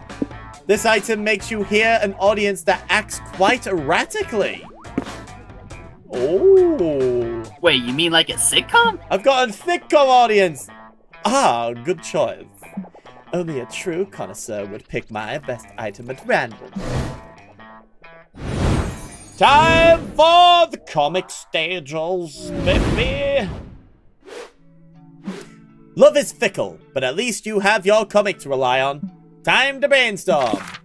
What hardships do you face in everyday life that you highly suspect is a result of a curse someone put on you? Writer's block. Writer's block. Microtransactions in the games you play. Oh, that is a curse. Hell. The fact that the Gambling Commission is looking for you. Obviously, the curse is to blame. You know what? Sorry, I was laughing way too hard when I noticed the third one. Yeah, let's just do that one. Why the fuck not? Oh, that's charm? Wow. Oh, what? You are offered a big... You are offered a big... You are offered a big cash prize, but only if you eat one of these things.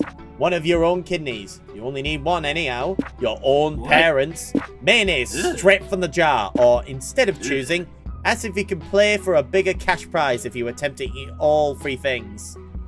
What? Ooh, which one do you want? I guess I'll go with,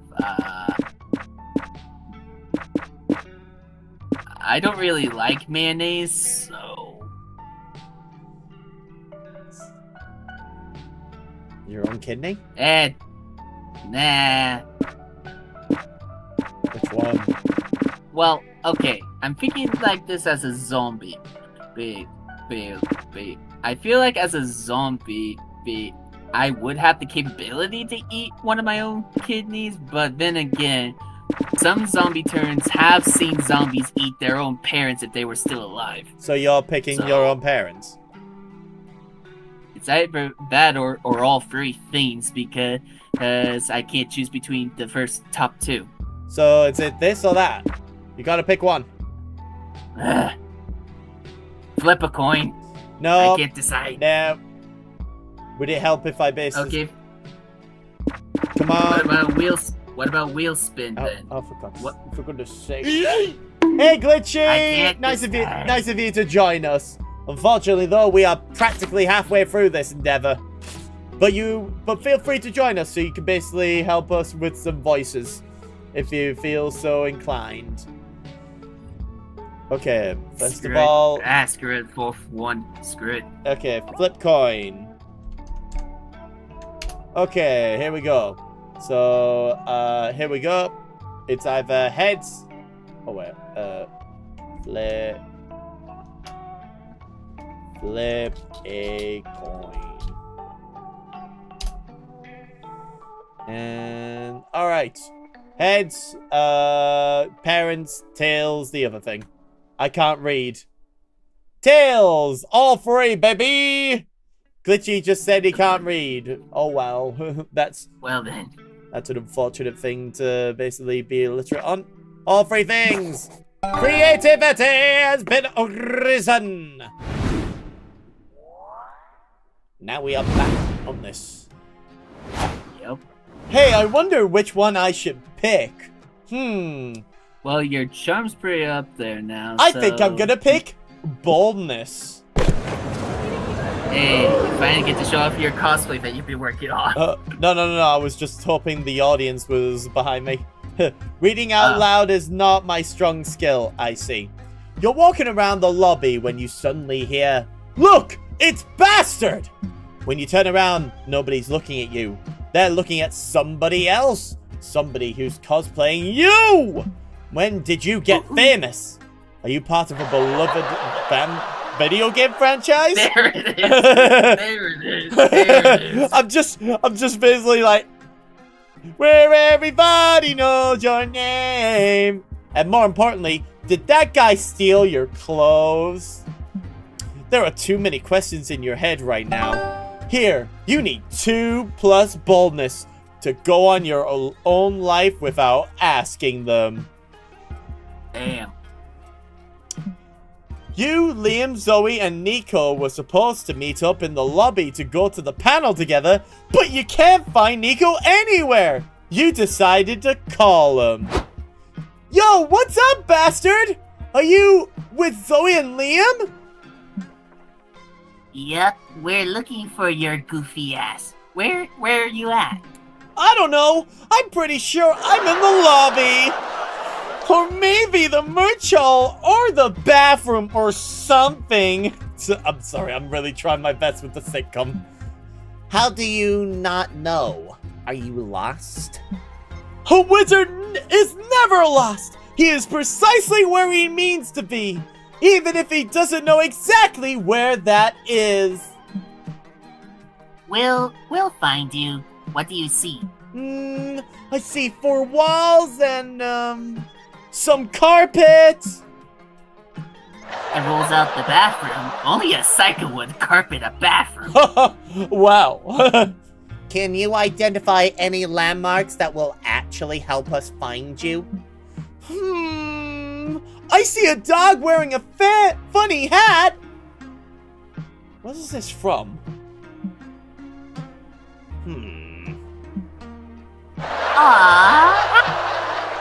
What kind of dog is it? I think it's a Pomeranian, or maybe a chinchilla. I could go ask. Please do. Also, it's a Chihuahua. Not a chinchilla. Oh. It's a Chihuahua. No, stay on task, you two. Hello, little fella. Are you a Pomeranian? Oh yeah, or a Chihuahua? And where'd you get your stylish hat? You'll never find them at this rate. It might be easier for you three to find a landmark that Nico can meet you at. But what could that be?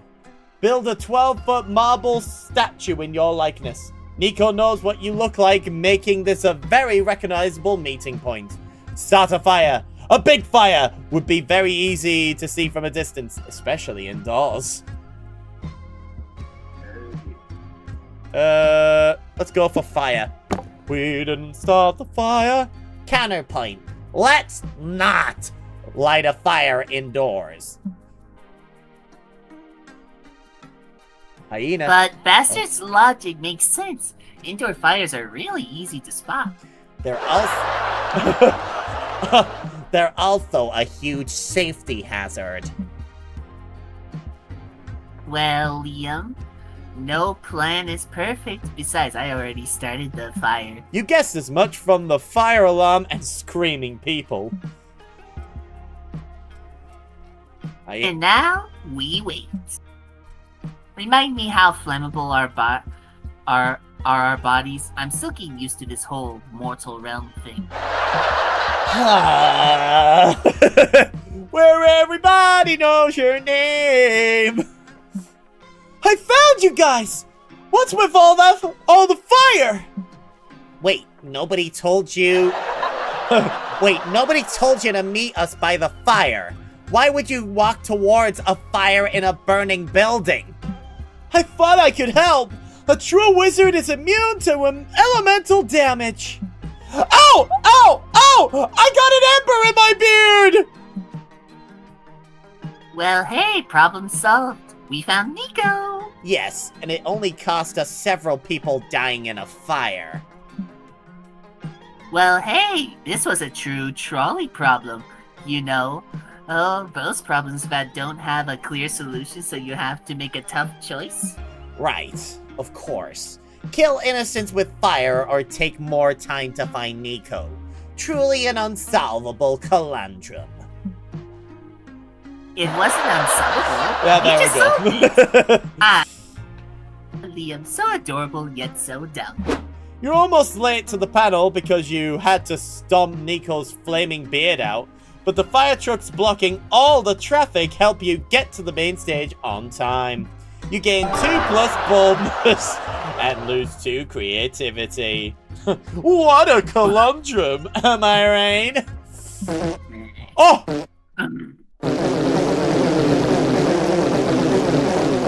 I will murder you.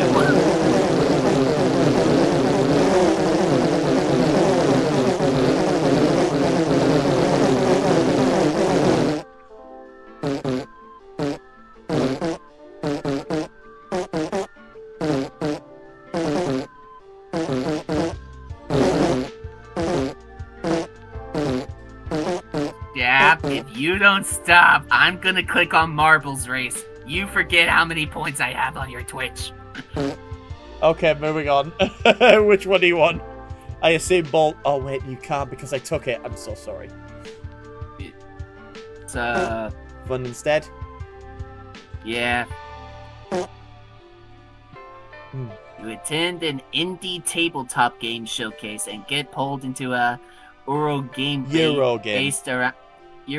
based around the classic party game Never Have I Ever. Ah, lovely. It's like the original game, but there are different point values assigned to the severity of your admissions. Yep.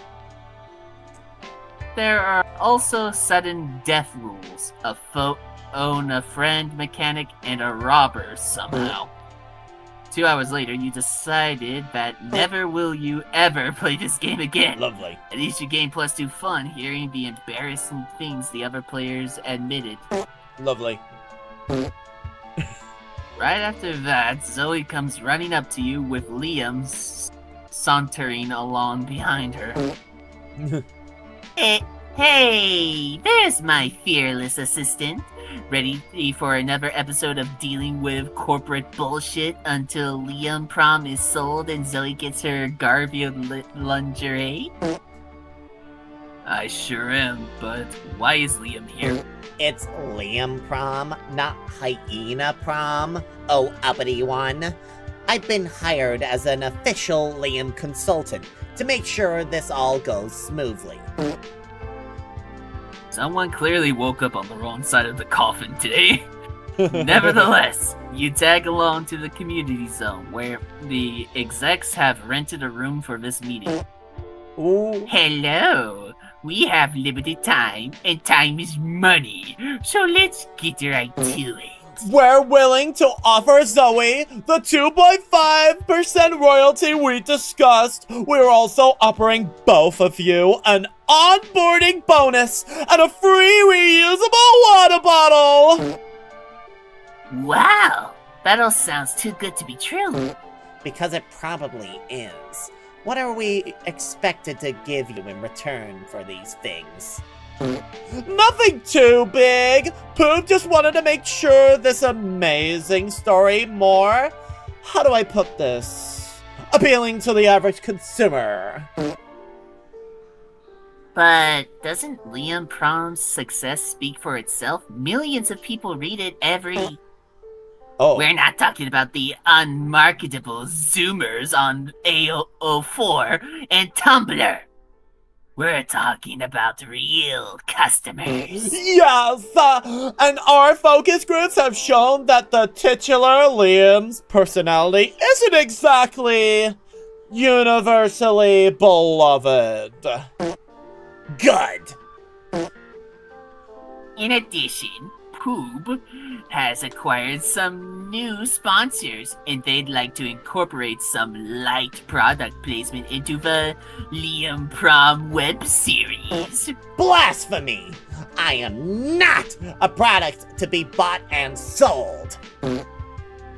Well, that's not entirely true. I'm literally selling your likeness right now. But it's for a good cause. I need that lingerie. We'll make this simple. Which new Liam character would you be willing to integrate in order to appease our shareholders? We've got delicious soda hands Liam or sexy demon bad boy Liam. That kind of looks like someone else. Yeah. Which one? Soda or bad boy? I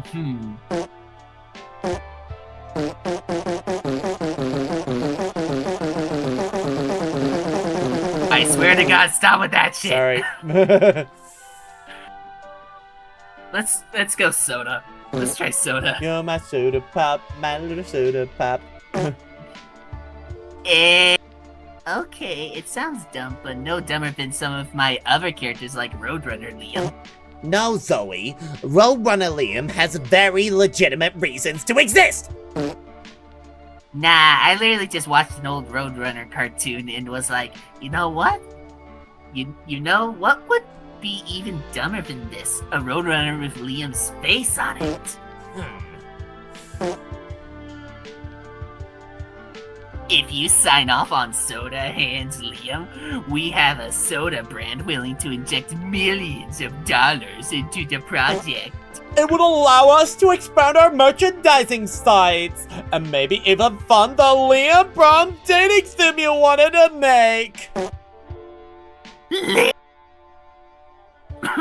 Liam? I think it's more like Liam. Liam? Like, obviously, I would never do this if you weren't comfortable with it, but be honest, have you really never dreamed of having sodas for hands? Liam looks at his hands in contemplative silence. It's like this. Yeah. I suppose it could be useful, especially if I was craving some soda. But wouldn't the cans just become empty after I drank the soda? It could be infinite soda. If that's what it takes for you to say yes. But that doesn't make an anatomical sense. Liam, we can make it work. They can be like testicles, you know? You empty them, but then they fill back up with more, soda. I guess that makes some sort of sense. It's perfect! Just picture it. We'll have a billboard showing Soda Hands Liam giving a thirsty man a drink from his appendages. And the motto, as natural as any other bodily fluid, get a taste of Liam. You'll toast to that. You gain Holy +2 fun for the shit. joy of Soda Hands Liam, but lose -2 boldness. Holy shit. This is not going well in your favor. Well, it wouldn't if I was going for Omen. I'm going for Zoe. Oh, I see. I wonder which one I should pick next. I said, I wonder which one I should pick next. Yeah, that audience, it certainly picks random moments, dude. Yeah. I'm going to go to the hotel. I hope I don't get hurt on the way there. You're chilling in your hotel room when suddenly a man dressed as a rat breaks in. He runs around yelling, I am the rat! I am the rat! Look at me! The rat! And then leaves as confusing as he came.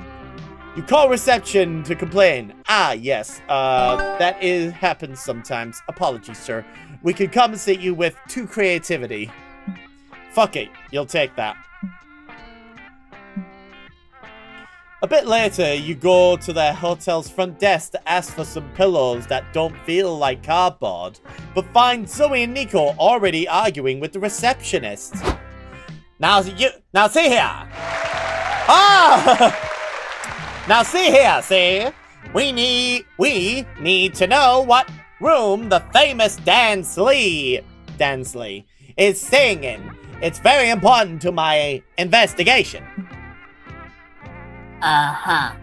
What investigation is that, detective? It's, a theft investigation.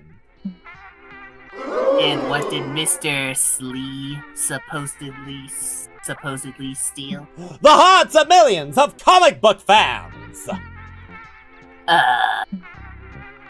Come on! Just let us take a peek at Dan Slee's room and sniff the doorknob. We'll be discreet about it. Oh, lovely smell of doorknob. I can't do that. It'd be a major violation of Mr. Slee's privacy. Privacy? What's that? Quit making stuff up to try and distract us from our mission. Fine, but you know what's not made up? This button under my desk that summons security.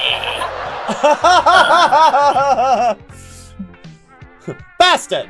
Can you convince this stubborn dame to tell us where Dan Steele's room is so I can solve this caper? You can certainly try.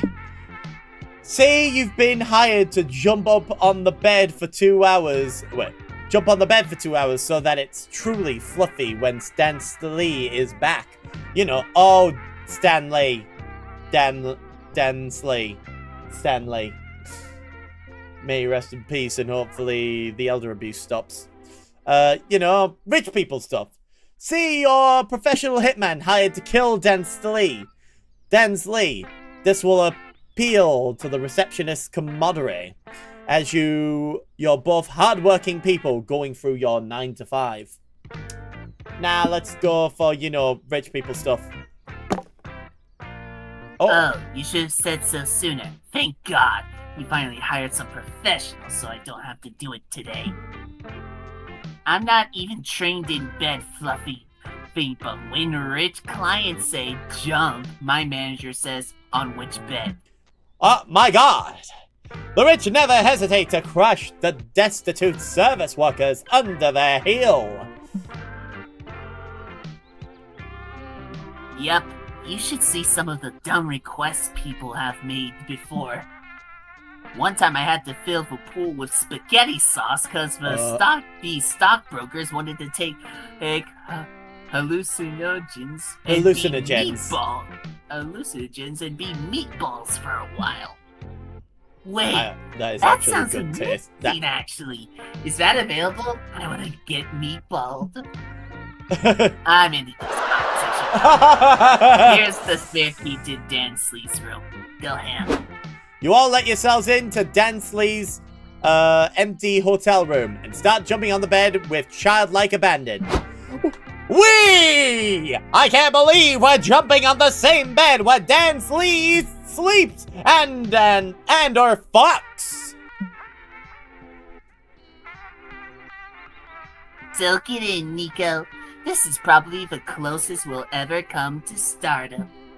The next 2 hours are the second best 2 hours you've ever slept on a bed. You gain 2 fun and lose 2 charm. Ain't I a stinker? Boy. I said, ain't I a stinker? Yeah, I don't think that's how it works, Chap. I said, ain't I a stinker? That's not how it works. Whatever. I'm gonna do fart sounds now. Chap! Okay, that's enough. What do you want? You know what? Back to smarts, I guess. Since my charm's pretty high enough. So. Fair enough. Soft or hard Soft. magic systems. World-building choices when writing your magical girl stories. Oh. What? Oh. Wait, is that Sailor Moon giving the panel? I do not know. Let's move on. You decide to attend a panel on the merits of soft versus hard magic systems in magical girl fiction. After getting the required dick jokes out of the way, you actually learn a lot of valuable info about world-building mechanics. You get +2 smarts from all of that knowledge, and from learning so many new dick jokes. Nice. Wow. Then you meet up with Doug, Zoe, and Omen to get autographs from a famous anime voice actor. This is Asini obtaining Asinine? some random... I think it's asinine. This is asinine. Obtaining some random motherfucker's signature is not worth waiting in line for an hour and 45 minutes. Oh no! Is that how long we've been here? We're gonna miss the panel we wanted to see. Shit, you're right. There's only one thing to do. We gotta cut the line. What? But cut is so mean. The only way to get the autograph and see the panel. We have literally no other choice. Here. Get this gun. Do something mean.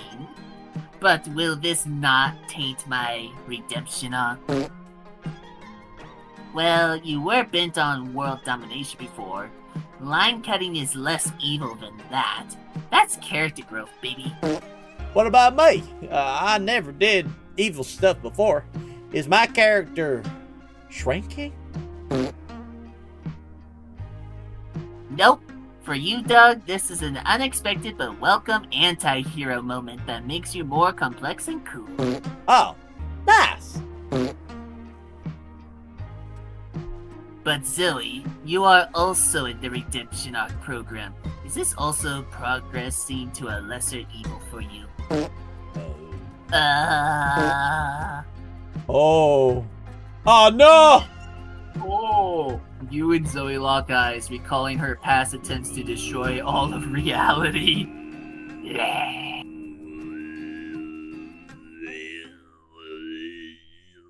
So that's what Zoe's true form. Yeah, I hate to say so.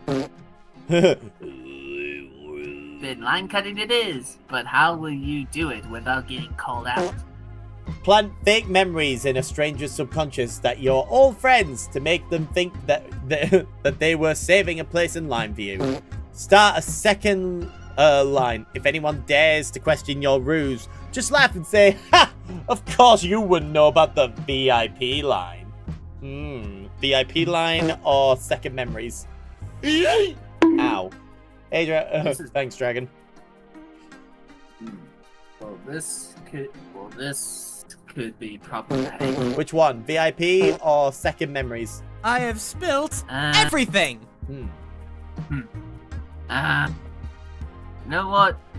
Let's try. Okay, so out of all the ones I picked so far I've always picked the top ones. You want that? So You want that one then? yeah, let's give it a shot. Oh. Time to go full Inception. You four put on VR headsets and plunge into the subconscious of the person at the front of the line. I was not expecting the subconscious to resemble a college lecture filled with naked people. I think this is a dream. We gotta break through it to reach the person's subconscious. I wouldn't mind hanging out here for a minute. This guy's dream is my dream come true. Oh. Suddenly, all the naked people aim machine guns at you. That's not a... enthusiasm. You're about to get shot. Euphemism. Euphemism. You're about to get shot. Shit! Subconscious is fighting back. If we die in the dream, do we die in real life? No, but we'll be stuck in here longer and might miss the panel. Oh. Back off, motherfuckers. We have a line to cut. Oh, Well, shit. leap into a dope-ass fight scene. Being in a dream helps because you could never do this many backflips in real life. Oh, shit. After a Hollywood-grade action sequence, you break into the core of the subconscious. So, How do we implant the idea that we're friends into their brain?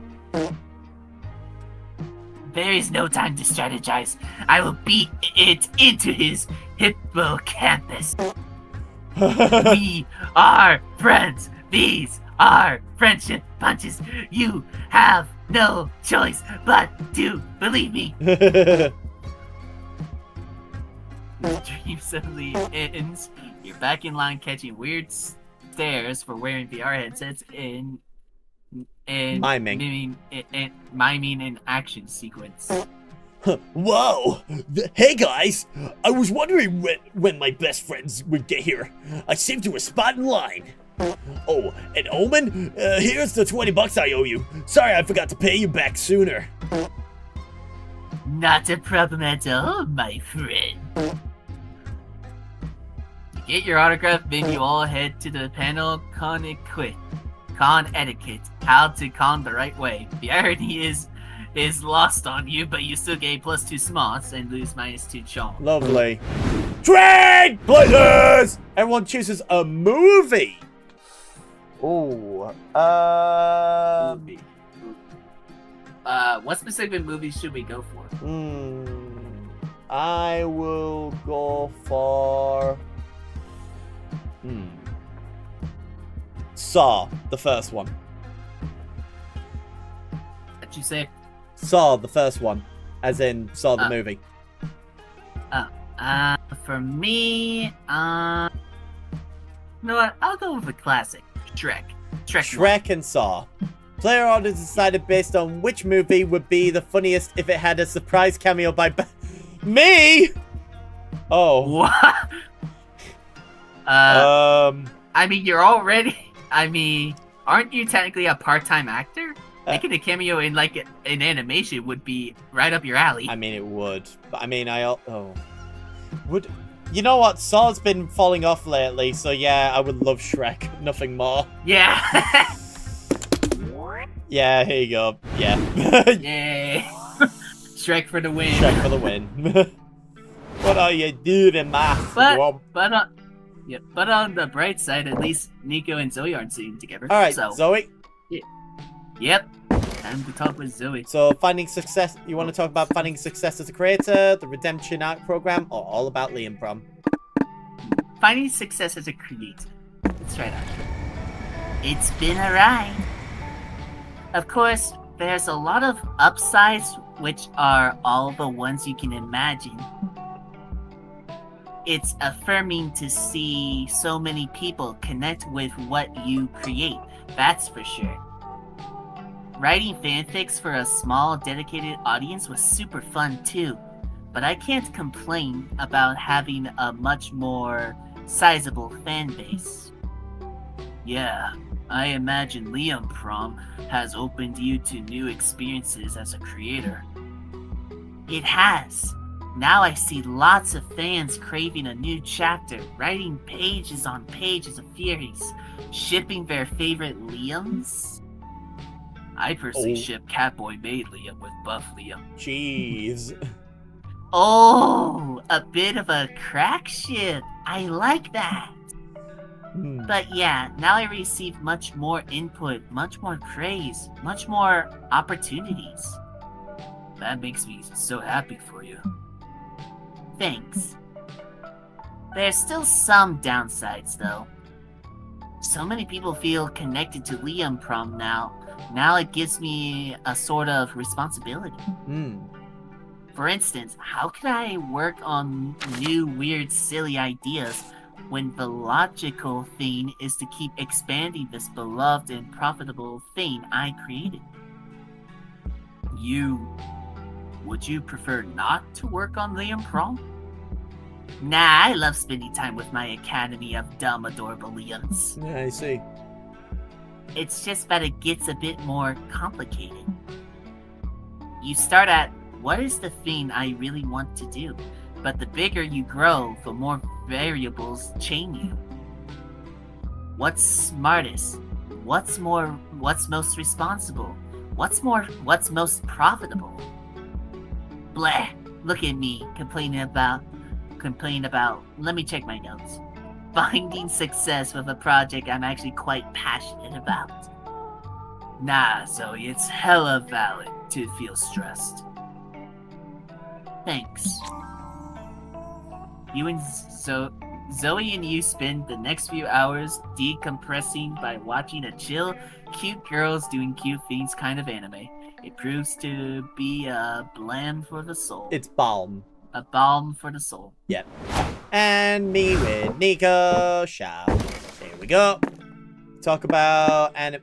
You know what? We haven't talked about anime. I've talked about that. But let's talk about anime. I love anime! I know, but tell me what you like about it. What's not to like about it? The heights of epicness and emotion are unparalleled, bastard. The characters that are top Akoi fight sequences brimming with Sakuga plot twists that make you go on NANI? So it's so good that it makes you go bilingual. Huh? Basically, anime has the ability to glue your eyes to the screen, you know? Most of it isn't Shakespeare full of complex nuance. Well, wait. First of all, Shakespeare is a tad overhyped. Second, there are lots of animes that are full of deep characters, nuanced dialogues, and complex plots. True. But that's not the anime I love. I like the ones with easy-to-get values and catchy catchphrases. The ones that keep it simple. Liam had me watching one of the more nuanced ones, and it just didn't do it for me. I didn't have that kick I loved so much. Hey, at least you opened yourself to try. I did. I get that the message in the stuff I watch isn't that deep, but that's what I like about it. I like to watch stories from worlds where it all boils down to good always triumphs, or nothing beats the power of friendship. It lightens my heart in a way that feels just good. Nah, I totally get it. Everyone looks for something different in the stuff they watch. And you know what? I'd love for you to show me the most epic anime you've watched lately. Let's go! You two binge-watched 10 episodes of a high-octane shonen.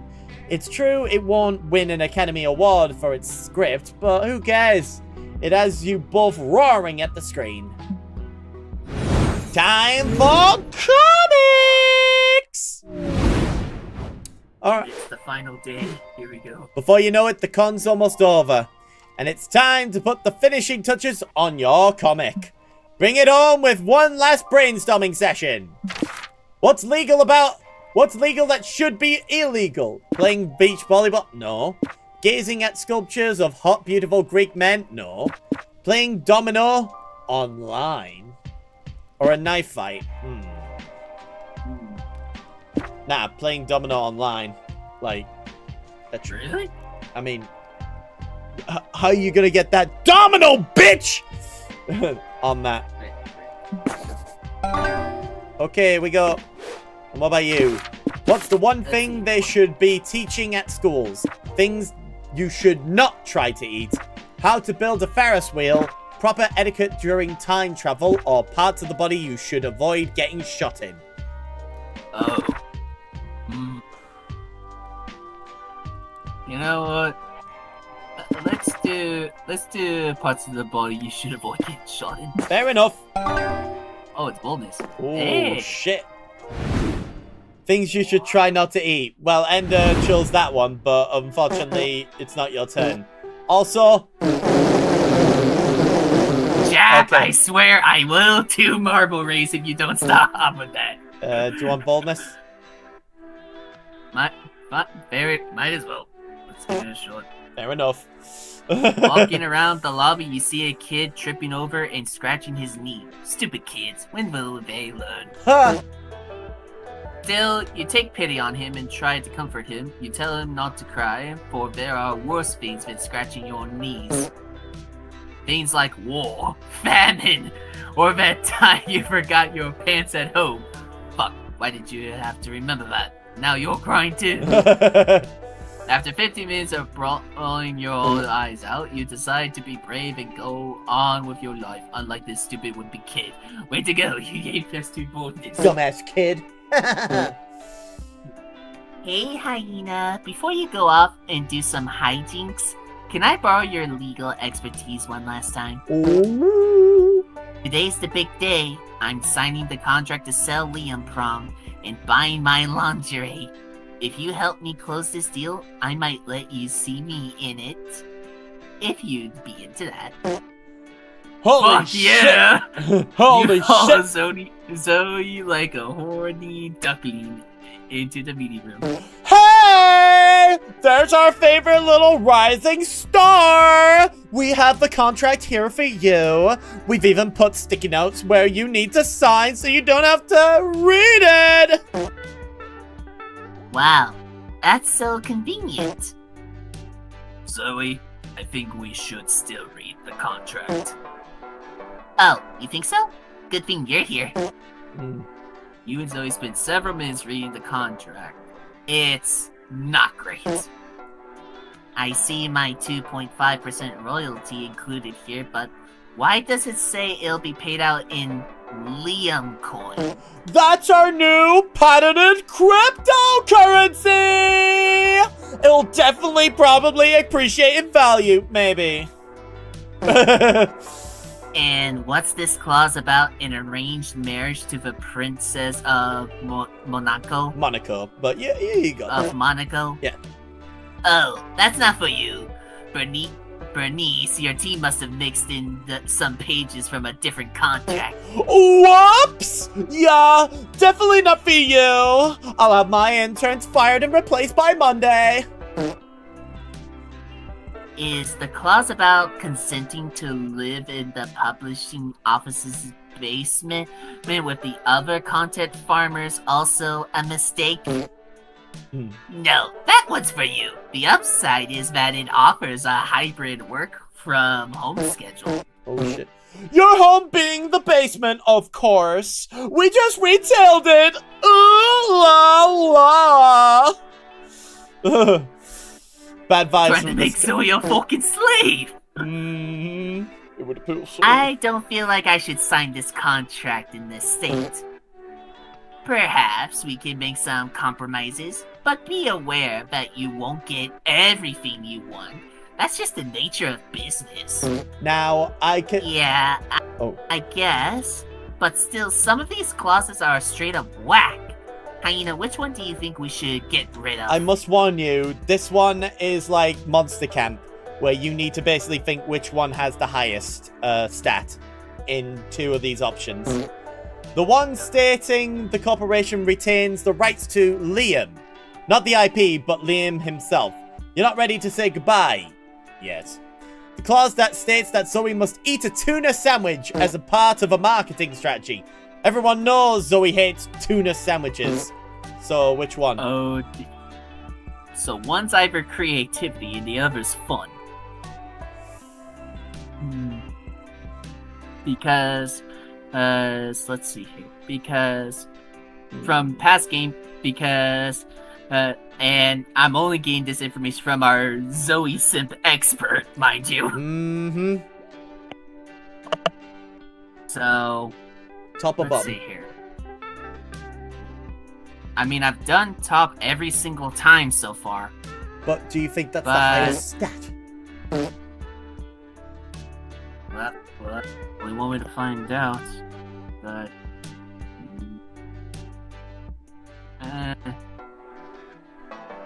Use that brain of yours, Hyena! Use it!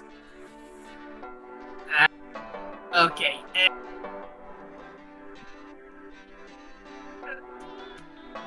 Top. So charming! Oh, charming! Oh, the fart Oh. charming. It really Oh. was underwhelming, that celebration. Oh, whoa. Yeah, what the fuck?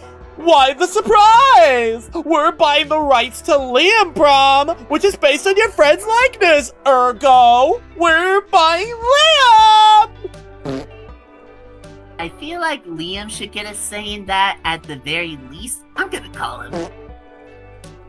Zoe rings Liam and puts the phone on speaker. Greetings, Zoe. Did you sell the rights? I'm chilling a bottle of wine to celebrate with you. Not quite yet. There's a clause in the contract stating that if I sell Liam Prom, the corporation will own the rights to you. Like, you. What the fuck? That's what I said! It's not as bad as it sounds. It simply states that our company would manage Liam in any of his future creative endeavors. No way. You cannot tame a creative beast such as I. I refuse to be yoked by a big corp. Yeah, sorry, I'm not signing this if that clause remains unchanged. You also have to remove the arranged marriage clause, and the Liam coin thing, by the way. Fine. Let me call our lawyers and see what we can negotiate. Several minutes of executive speak and legalese later. So we're in agreement. Our company will retain the rights to Liam when and only when he begins a career in professional basketball. Fine by me. I still say that's kind of absurd. I have never and will never develop an interest in playing professional basketball. When you shouldn't have had any reservations about signing this, should you? Little did Liam know that clause would be activated not much later, but that's a story for another day. Come on and slam, and welcome to the jam. Come on and slam, if you wanna jam. We did it, Hyena. I'm so fucking pumped. Let's cash this check and buy the Garfield lingerie stack. Oh. Yes, your mouth is watering at the thought of getting to taste Zoe's lasagna. But good things come to those who wait. For now, you gain +2 charm. Alright, I'm up. Well done. I will need to increase my charm. By the way, can I have fun? When the time is right. I don't see... Wait, what are my stats currently?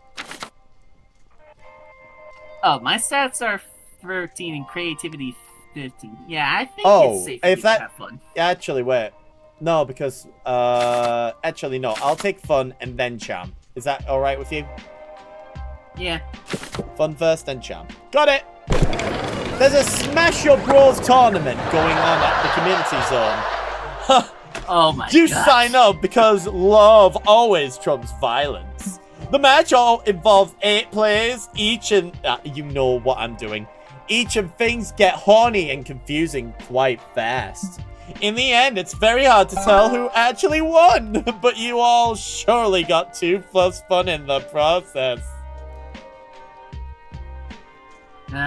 Good Smash Brothers reference there, gang. Jeez. Yeah. Later, you're sharing a meal with Nico at a nearby restaurant.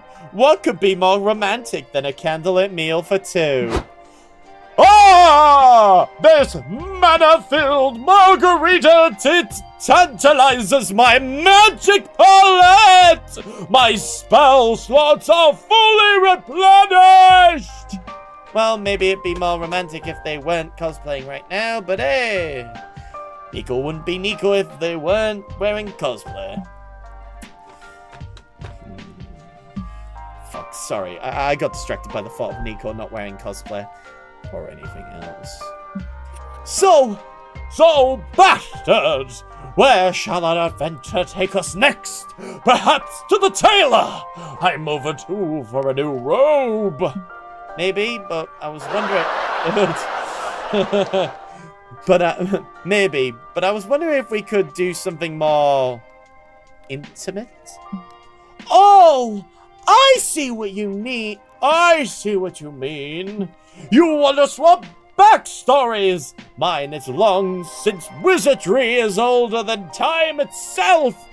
But it'll start at the beginning when my mother and father felt their first lusty urge towards... No. I don't want to hear about your parents' lusty urges. Oh, right. I'm so sorry. How about we do something totally unsexy to get it off your mind? I know! Let's take the wizard's vow of celibacy to strengthen our magical bonds. Alakazam! Celibacy rocks! Abraca, don't look at my cock! No! Abraca do want to see Nico's cock! Or pussy, or third tongue, whatever they got going down there. Really? Whenever I want... Okay. Getting them to break character is out of the question, but surely wizards do sexy things too. How can you bring this encounter to the next level? Wizard challenge! Can they use their magic stuff to make your clothes disappear? Play a white wizard, the fantasy version of playing doctor. Nico will use their magic to tend to your wounds. Wink, wink. Oh dear. This one. A wizard challenge? I accept! Nico then leads you back to their hotel room. You silently thank yourself for saving your last good pair of underwear for today. Behold! The place where I cast my most enchanting spells! Lay on the summoning circle, and we'll see what my magic staff can rise! Nico uses their staff to remove your clothes. You surrender yourself to the moment, listening to them recite their weirdly sexy rhymes. Ta-da! Now for my next trick, I'll cast the spell on myself too! Yes, please. BAM! Well, you look very nice, but I've also seen you like this plenty of times. True, and I feel less wizardry without my costume. I'm sure you're still packing some magic. Why don't you show me your fireballs? Wink. Oh, right! Nico reaches into their chest and pulls out a handful of cloth balls soaked in gasoline. I forgot I made this prom! Check it out! Nico lights the fireballs aflame. They're very flammable. Things are heating up in here. By which I mean the room caught on fire and they had to evacuate the entire building. I'm starting to think the fireball stun isn't safe enough to work. I said, yeah, I was kind of, you know, talking about your actual balls. Wait, you meant, oh, sorry for the misunderstanding. I'll get it right next time. Loving that there's a next time. You gain +2 smarts for raising the wizard challenge, but lose 2 fun. Alright. I assume you want to increase your creativity? Yeah, right. You're in your hotel room unpacking your bags. Crap, you forgot your cosplay underwear. Oh! You wanted your cosplay to be 100% faithful, but now you're forced to use your regular underwear. This is a technically imperceptible cosplay tragedy.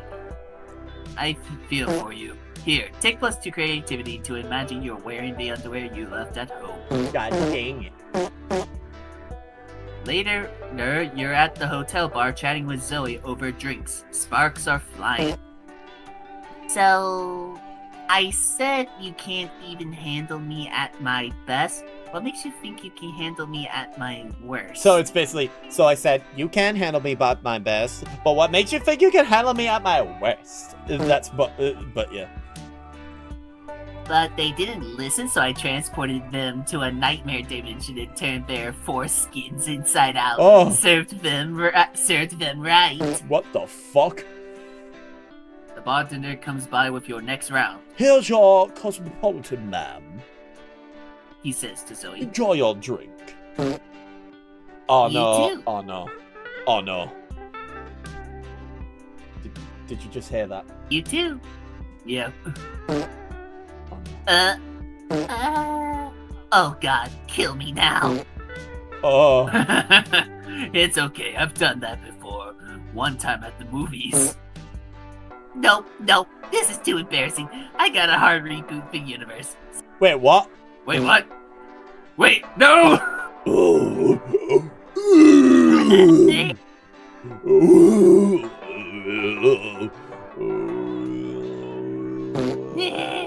You flame. It's waiting for the next big bang to melt your skin off, but nothing happens. And now everyone in the bar is staring at you. Shit, this sucks. Can we leave? I'm so sorry. I'm honestly still getting used to this mortal state. It's been an adjustment. Don't get me wrong, I'm way happier being Zoe than what I used to be. But it's hard to go from infinite cosmic power to any laws of physics, you know? You definitely don't know, but you feel bad for Zoe. Maybe she can't hard reboot the universe anymore, but there are still lots of things that make mortal life special. You just need to show her one, but what? Survive a near-death experience together. It's thrilling and something only mortal people can enjoy. Well, you know, something mortals do to ensure their survival through the ages is... How do I put it? Make babies? So... I don't want to be so straightforward like that, though. So, near-death experience or sex? I don't want to be too straightforward, even though I know Zoe's horny as hell, but I don't think I could go that far. Near-death experience, then? Yeah. Oh, that's fun. And I'm like way more killable now, so there's never been a better time for a near-death experience. Cool. How do you want to do it? Maybe we can ride a roller coaster or something? Nah, I was thinking more like getting attacked by wolves. Isn't that more near-death? Well, yes, but... Yeah, you're right. Is it near-death enough? Hang on, I'll look it up. Yeah, there have only been 498 registered wolf attacks since 2002. Oh, whoa. Really? And only 25 people died from them. Oh. What a letdown. Oh. It looks like one of the most common causes of death is car accidents, which gives me an idea. Is she gonna jump? Oh, God. Are they gonna just jump into traffic? Smash cut to you two in the back seat of an out-of-control car. What do we get here? I don't think I like this, Zoe. I may be a zombie, but still. What's not to like? Maybe the fact that we're in a car being driven by a wolf? Hey. Hey, how's it going?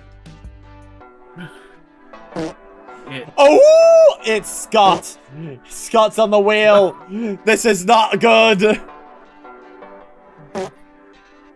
Exactly! Now we can chill in the backseat while we have this near-death experience, thrilling and comfy. You cling to Zoe in sheer terror. She holds you close. It's hot in an "oh my god, I'm too young to die" kind of way. But against all odds, the wolf's chomping and swiping at the wheel steers you all away from all obstacles until the car runs out of gas.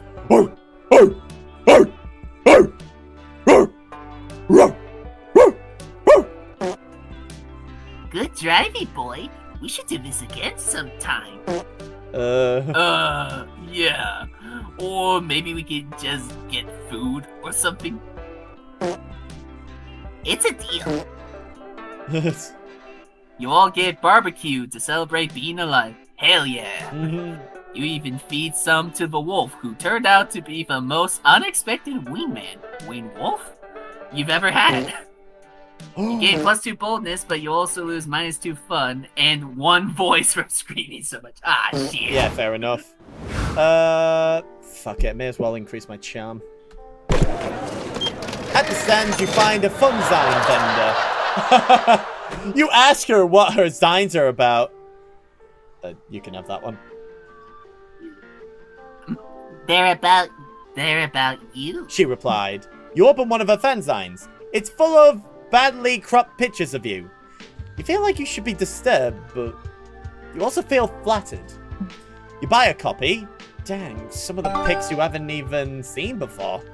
You've bowled over by your own +2 charm.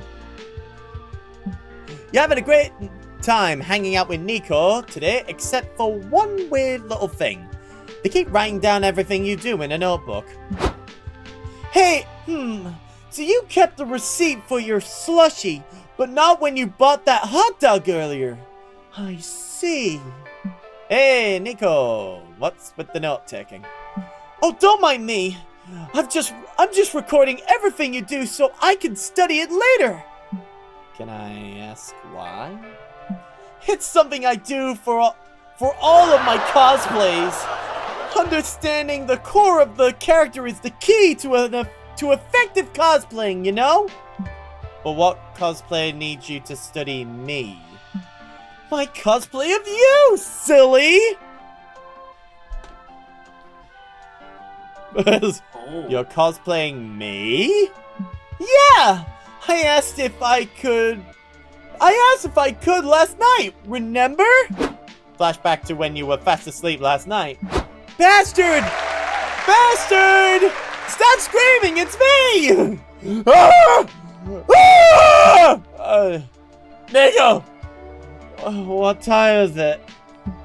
Dunno, like 3 a.m.? Anyway, I just had the best idea! Imagine me as you! Can I? Can I please? Yeah, sure.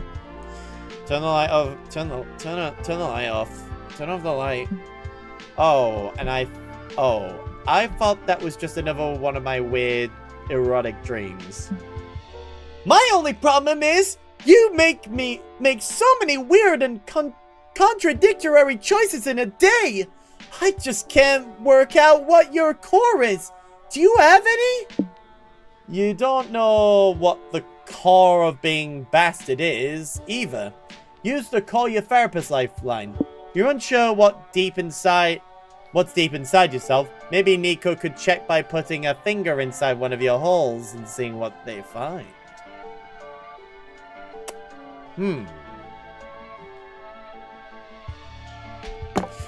Good thinking! I'll get to know you way better if I explore your holes! Nico starts by sticking a finger up your nose. How is that? Warm and squishy, and a little bit hairy. But maybe I should try another hole to compare. What about your mouth? And I'll use 2 fingers this time for a better feel. Open wide! You kneel in front of Nico so they can reach more easily and open your mouth. You know, a normal activity to do in public at a Comic-Con. Nico gently holds your jaw in place as they slide in. They feel your mouth pushing... Oh my god. First of all... Goddamn. Pushing down on your tongue. You taste a faint hint of mustard from the hot dog they ate earlier. Oh! This is much nicer than your nose. Still warm and squishy, but moist. And teeth rather than hair. This must be how it feels to be a lollipop. Do you think I could stay like this a little longer? You nod, and so you stay in position for a while more, getting plenty of strange looks from the other con attendees, by the way. Eventually, Nico pulls out. That was good, but I'm still not sure I really know what's truly inside you. Maybe we could try one more hole. And we'll end the event there. Thank you very much. Thank you very much. Want to know more? Want to know what hole Nico chooses? I bet that fine folks at Ale4 have ideas. Now take your 2 fun and get the hell out of here before you were pushed on an age rating. And I'm taking 2 minus smarts for how dumb that whole thing was. I think I've got it. I think I've got this. But before we do that, the last day of the con is here. Who do you want to take? Of course. Zoe. And as for me, of course, I will be taking Nico. Yep. But before that happens, let's check the comic. By the way, can I read this? Oh wait, well actually no, you read that part. Yeah. Finally, the art game gathers round to put all of the pieces of your greatest masterpiece together. What do you think that domino is based on, though? The only one I find out. Time to see the fruits of your labor. Oh, it's Yu-Gi-Oh! Oh, it's Domino! It's Domino! Domino! Yeah. Yu-Gi-Oh! Domino! Follows Kale, a regular dude who gets transported into a magical world where all disputes are solved via epic domino matches. The world is ruled by the powerful Prince of Domino. Whoever beats him in a domino match will earn a 50% off coupon for Domino Land, a domino-themed theme park. But the price is high, the top of a tower that ascends into the sky. As Kale climbs the tower, he will find all sorts of surprises in its many levels, friends, foes, even 20 lawyers roaming free. Our protagonist will have the help of the Astral Talisman of the Dominoes, an artifact that lets Kale see the heart of the pieces at the cost of losing hair if he abuses it. But the true domino match isn't the domino match Kale plays. It's the one that takes place inside him, a match against his gambling addiction. Yeah. Will he win the one domino match that truly matters? Here's you. Yep. I'm not afraid of you. This is not my first domino match. Huh. Aha. But you see, this isn't a normal domino match. This is an online... Oh, fuck you. An online domino match. An online domino match? I think it's a domino match, but played on computers through the internet. No way!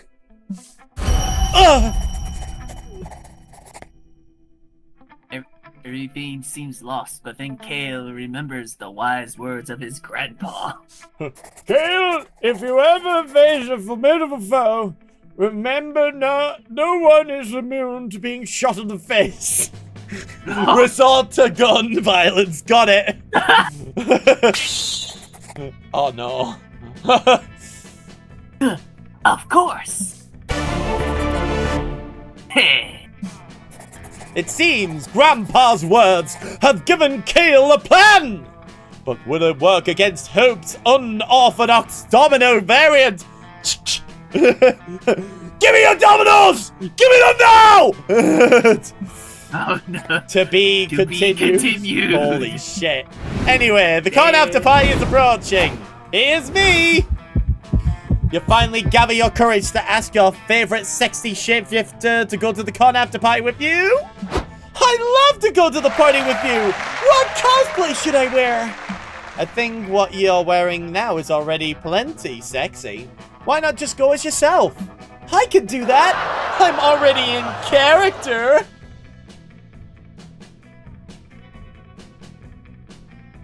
Oh. Sorry, I'm zooming in and out of myself. The after party was stellar. When the party ended, you and Nico weren't ready to say goodbye yet, so you went stargazing into the park. Turned out to be a night you'll treasure forever.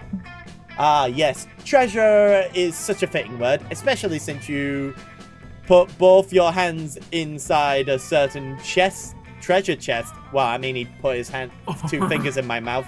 I should get something in return. And it's me. You finally gather your courage and ask your beloved to go to Pecan after party with you. The after party's tonight? Aw, man. I wish I could go, but tonight's there's a party to celebrate the reveal of the upcoming Liam Prom web series. You're welcome to come to that if you want. After all, it couldn't have happened without you. You totally made my dreams come true. Aww. Aw, it was an honor to help you bring Liam Prom to the next level. What? Oh yeah, no, that's cool, but I'm talking about my dreams of owning the limited edition Garfield lingerie. Maybe after the launch party I could show it to you. I'm just gonna put the haram mode on right now. Yes, please. Yep, there we go. Oh! Yep. God damn. Damn. Ah, Zoe, what a woman. She's many things. A geek, a best-selling writer, a Garfield fanatic, a former deity of destruction and despair. She's loud, she's confident, and she's unapologetically her weird, wonderful self. And most importantly, she's a freaking bed. Hubba hubba. Alright, back to the... Well, nice. at least we both got good endings this time. Yes. But why do I keep getting all the Naked. secret sexy endings? You team tend to do that. That's kind of why I wanted you to pick something else for a change. When we were... I guess my riz in this game is higher level. Fair enough, really. Anyway. Before we knew it, the con had ended. It was just 4 days, but we could swear it felt like an entire lifetime. All sorts of misadventures took place, entire friendships blossomed, and we ourselves changed as people. The idea of going back to our day-to-day lives made us feel a bit disorientated. Promises were made of not growing apart, of meeting again soon. Still, we would lie if we said it didn't feel a bit sad to leave all that behind. But as each of us went our own way, we realized that wherever we went, these people would be there with us. And with that came a truth that, to this day, we hold close to our hearts, that no matter where we are, we belong. It's a thought that still gives us warmth, that makes us feel, once again, young and unafraid.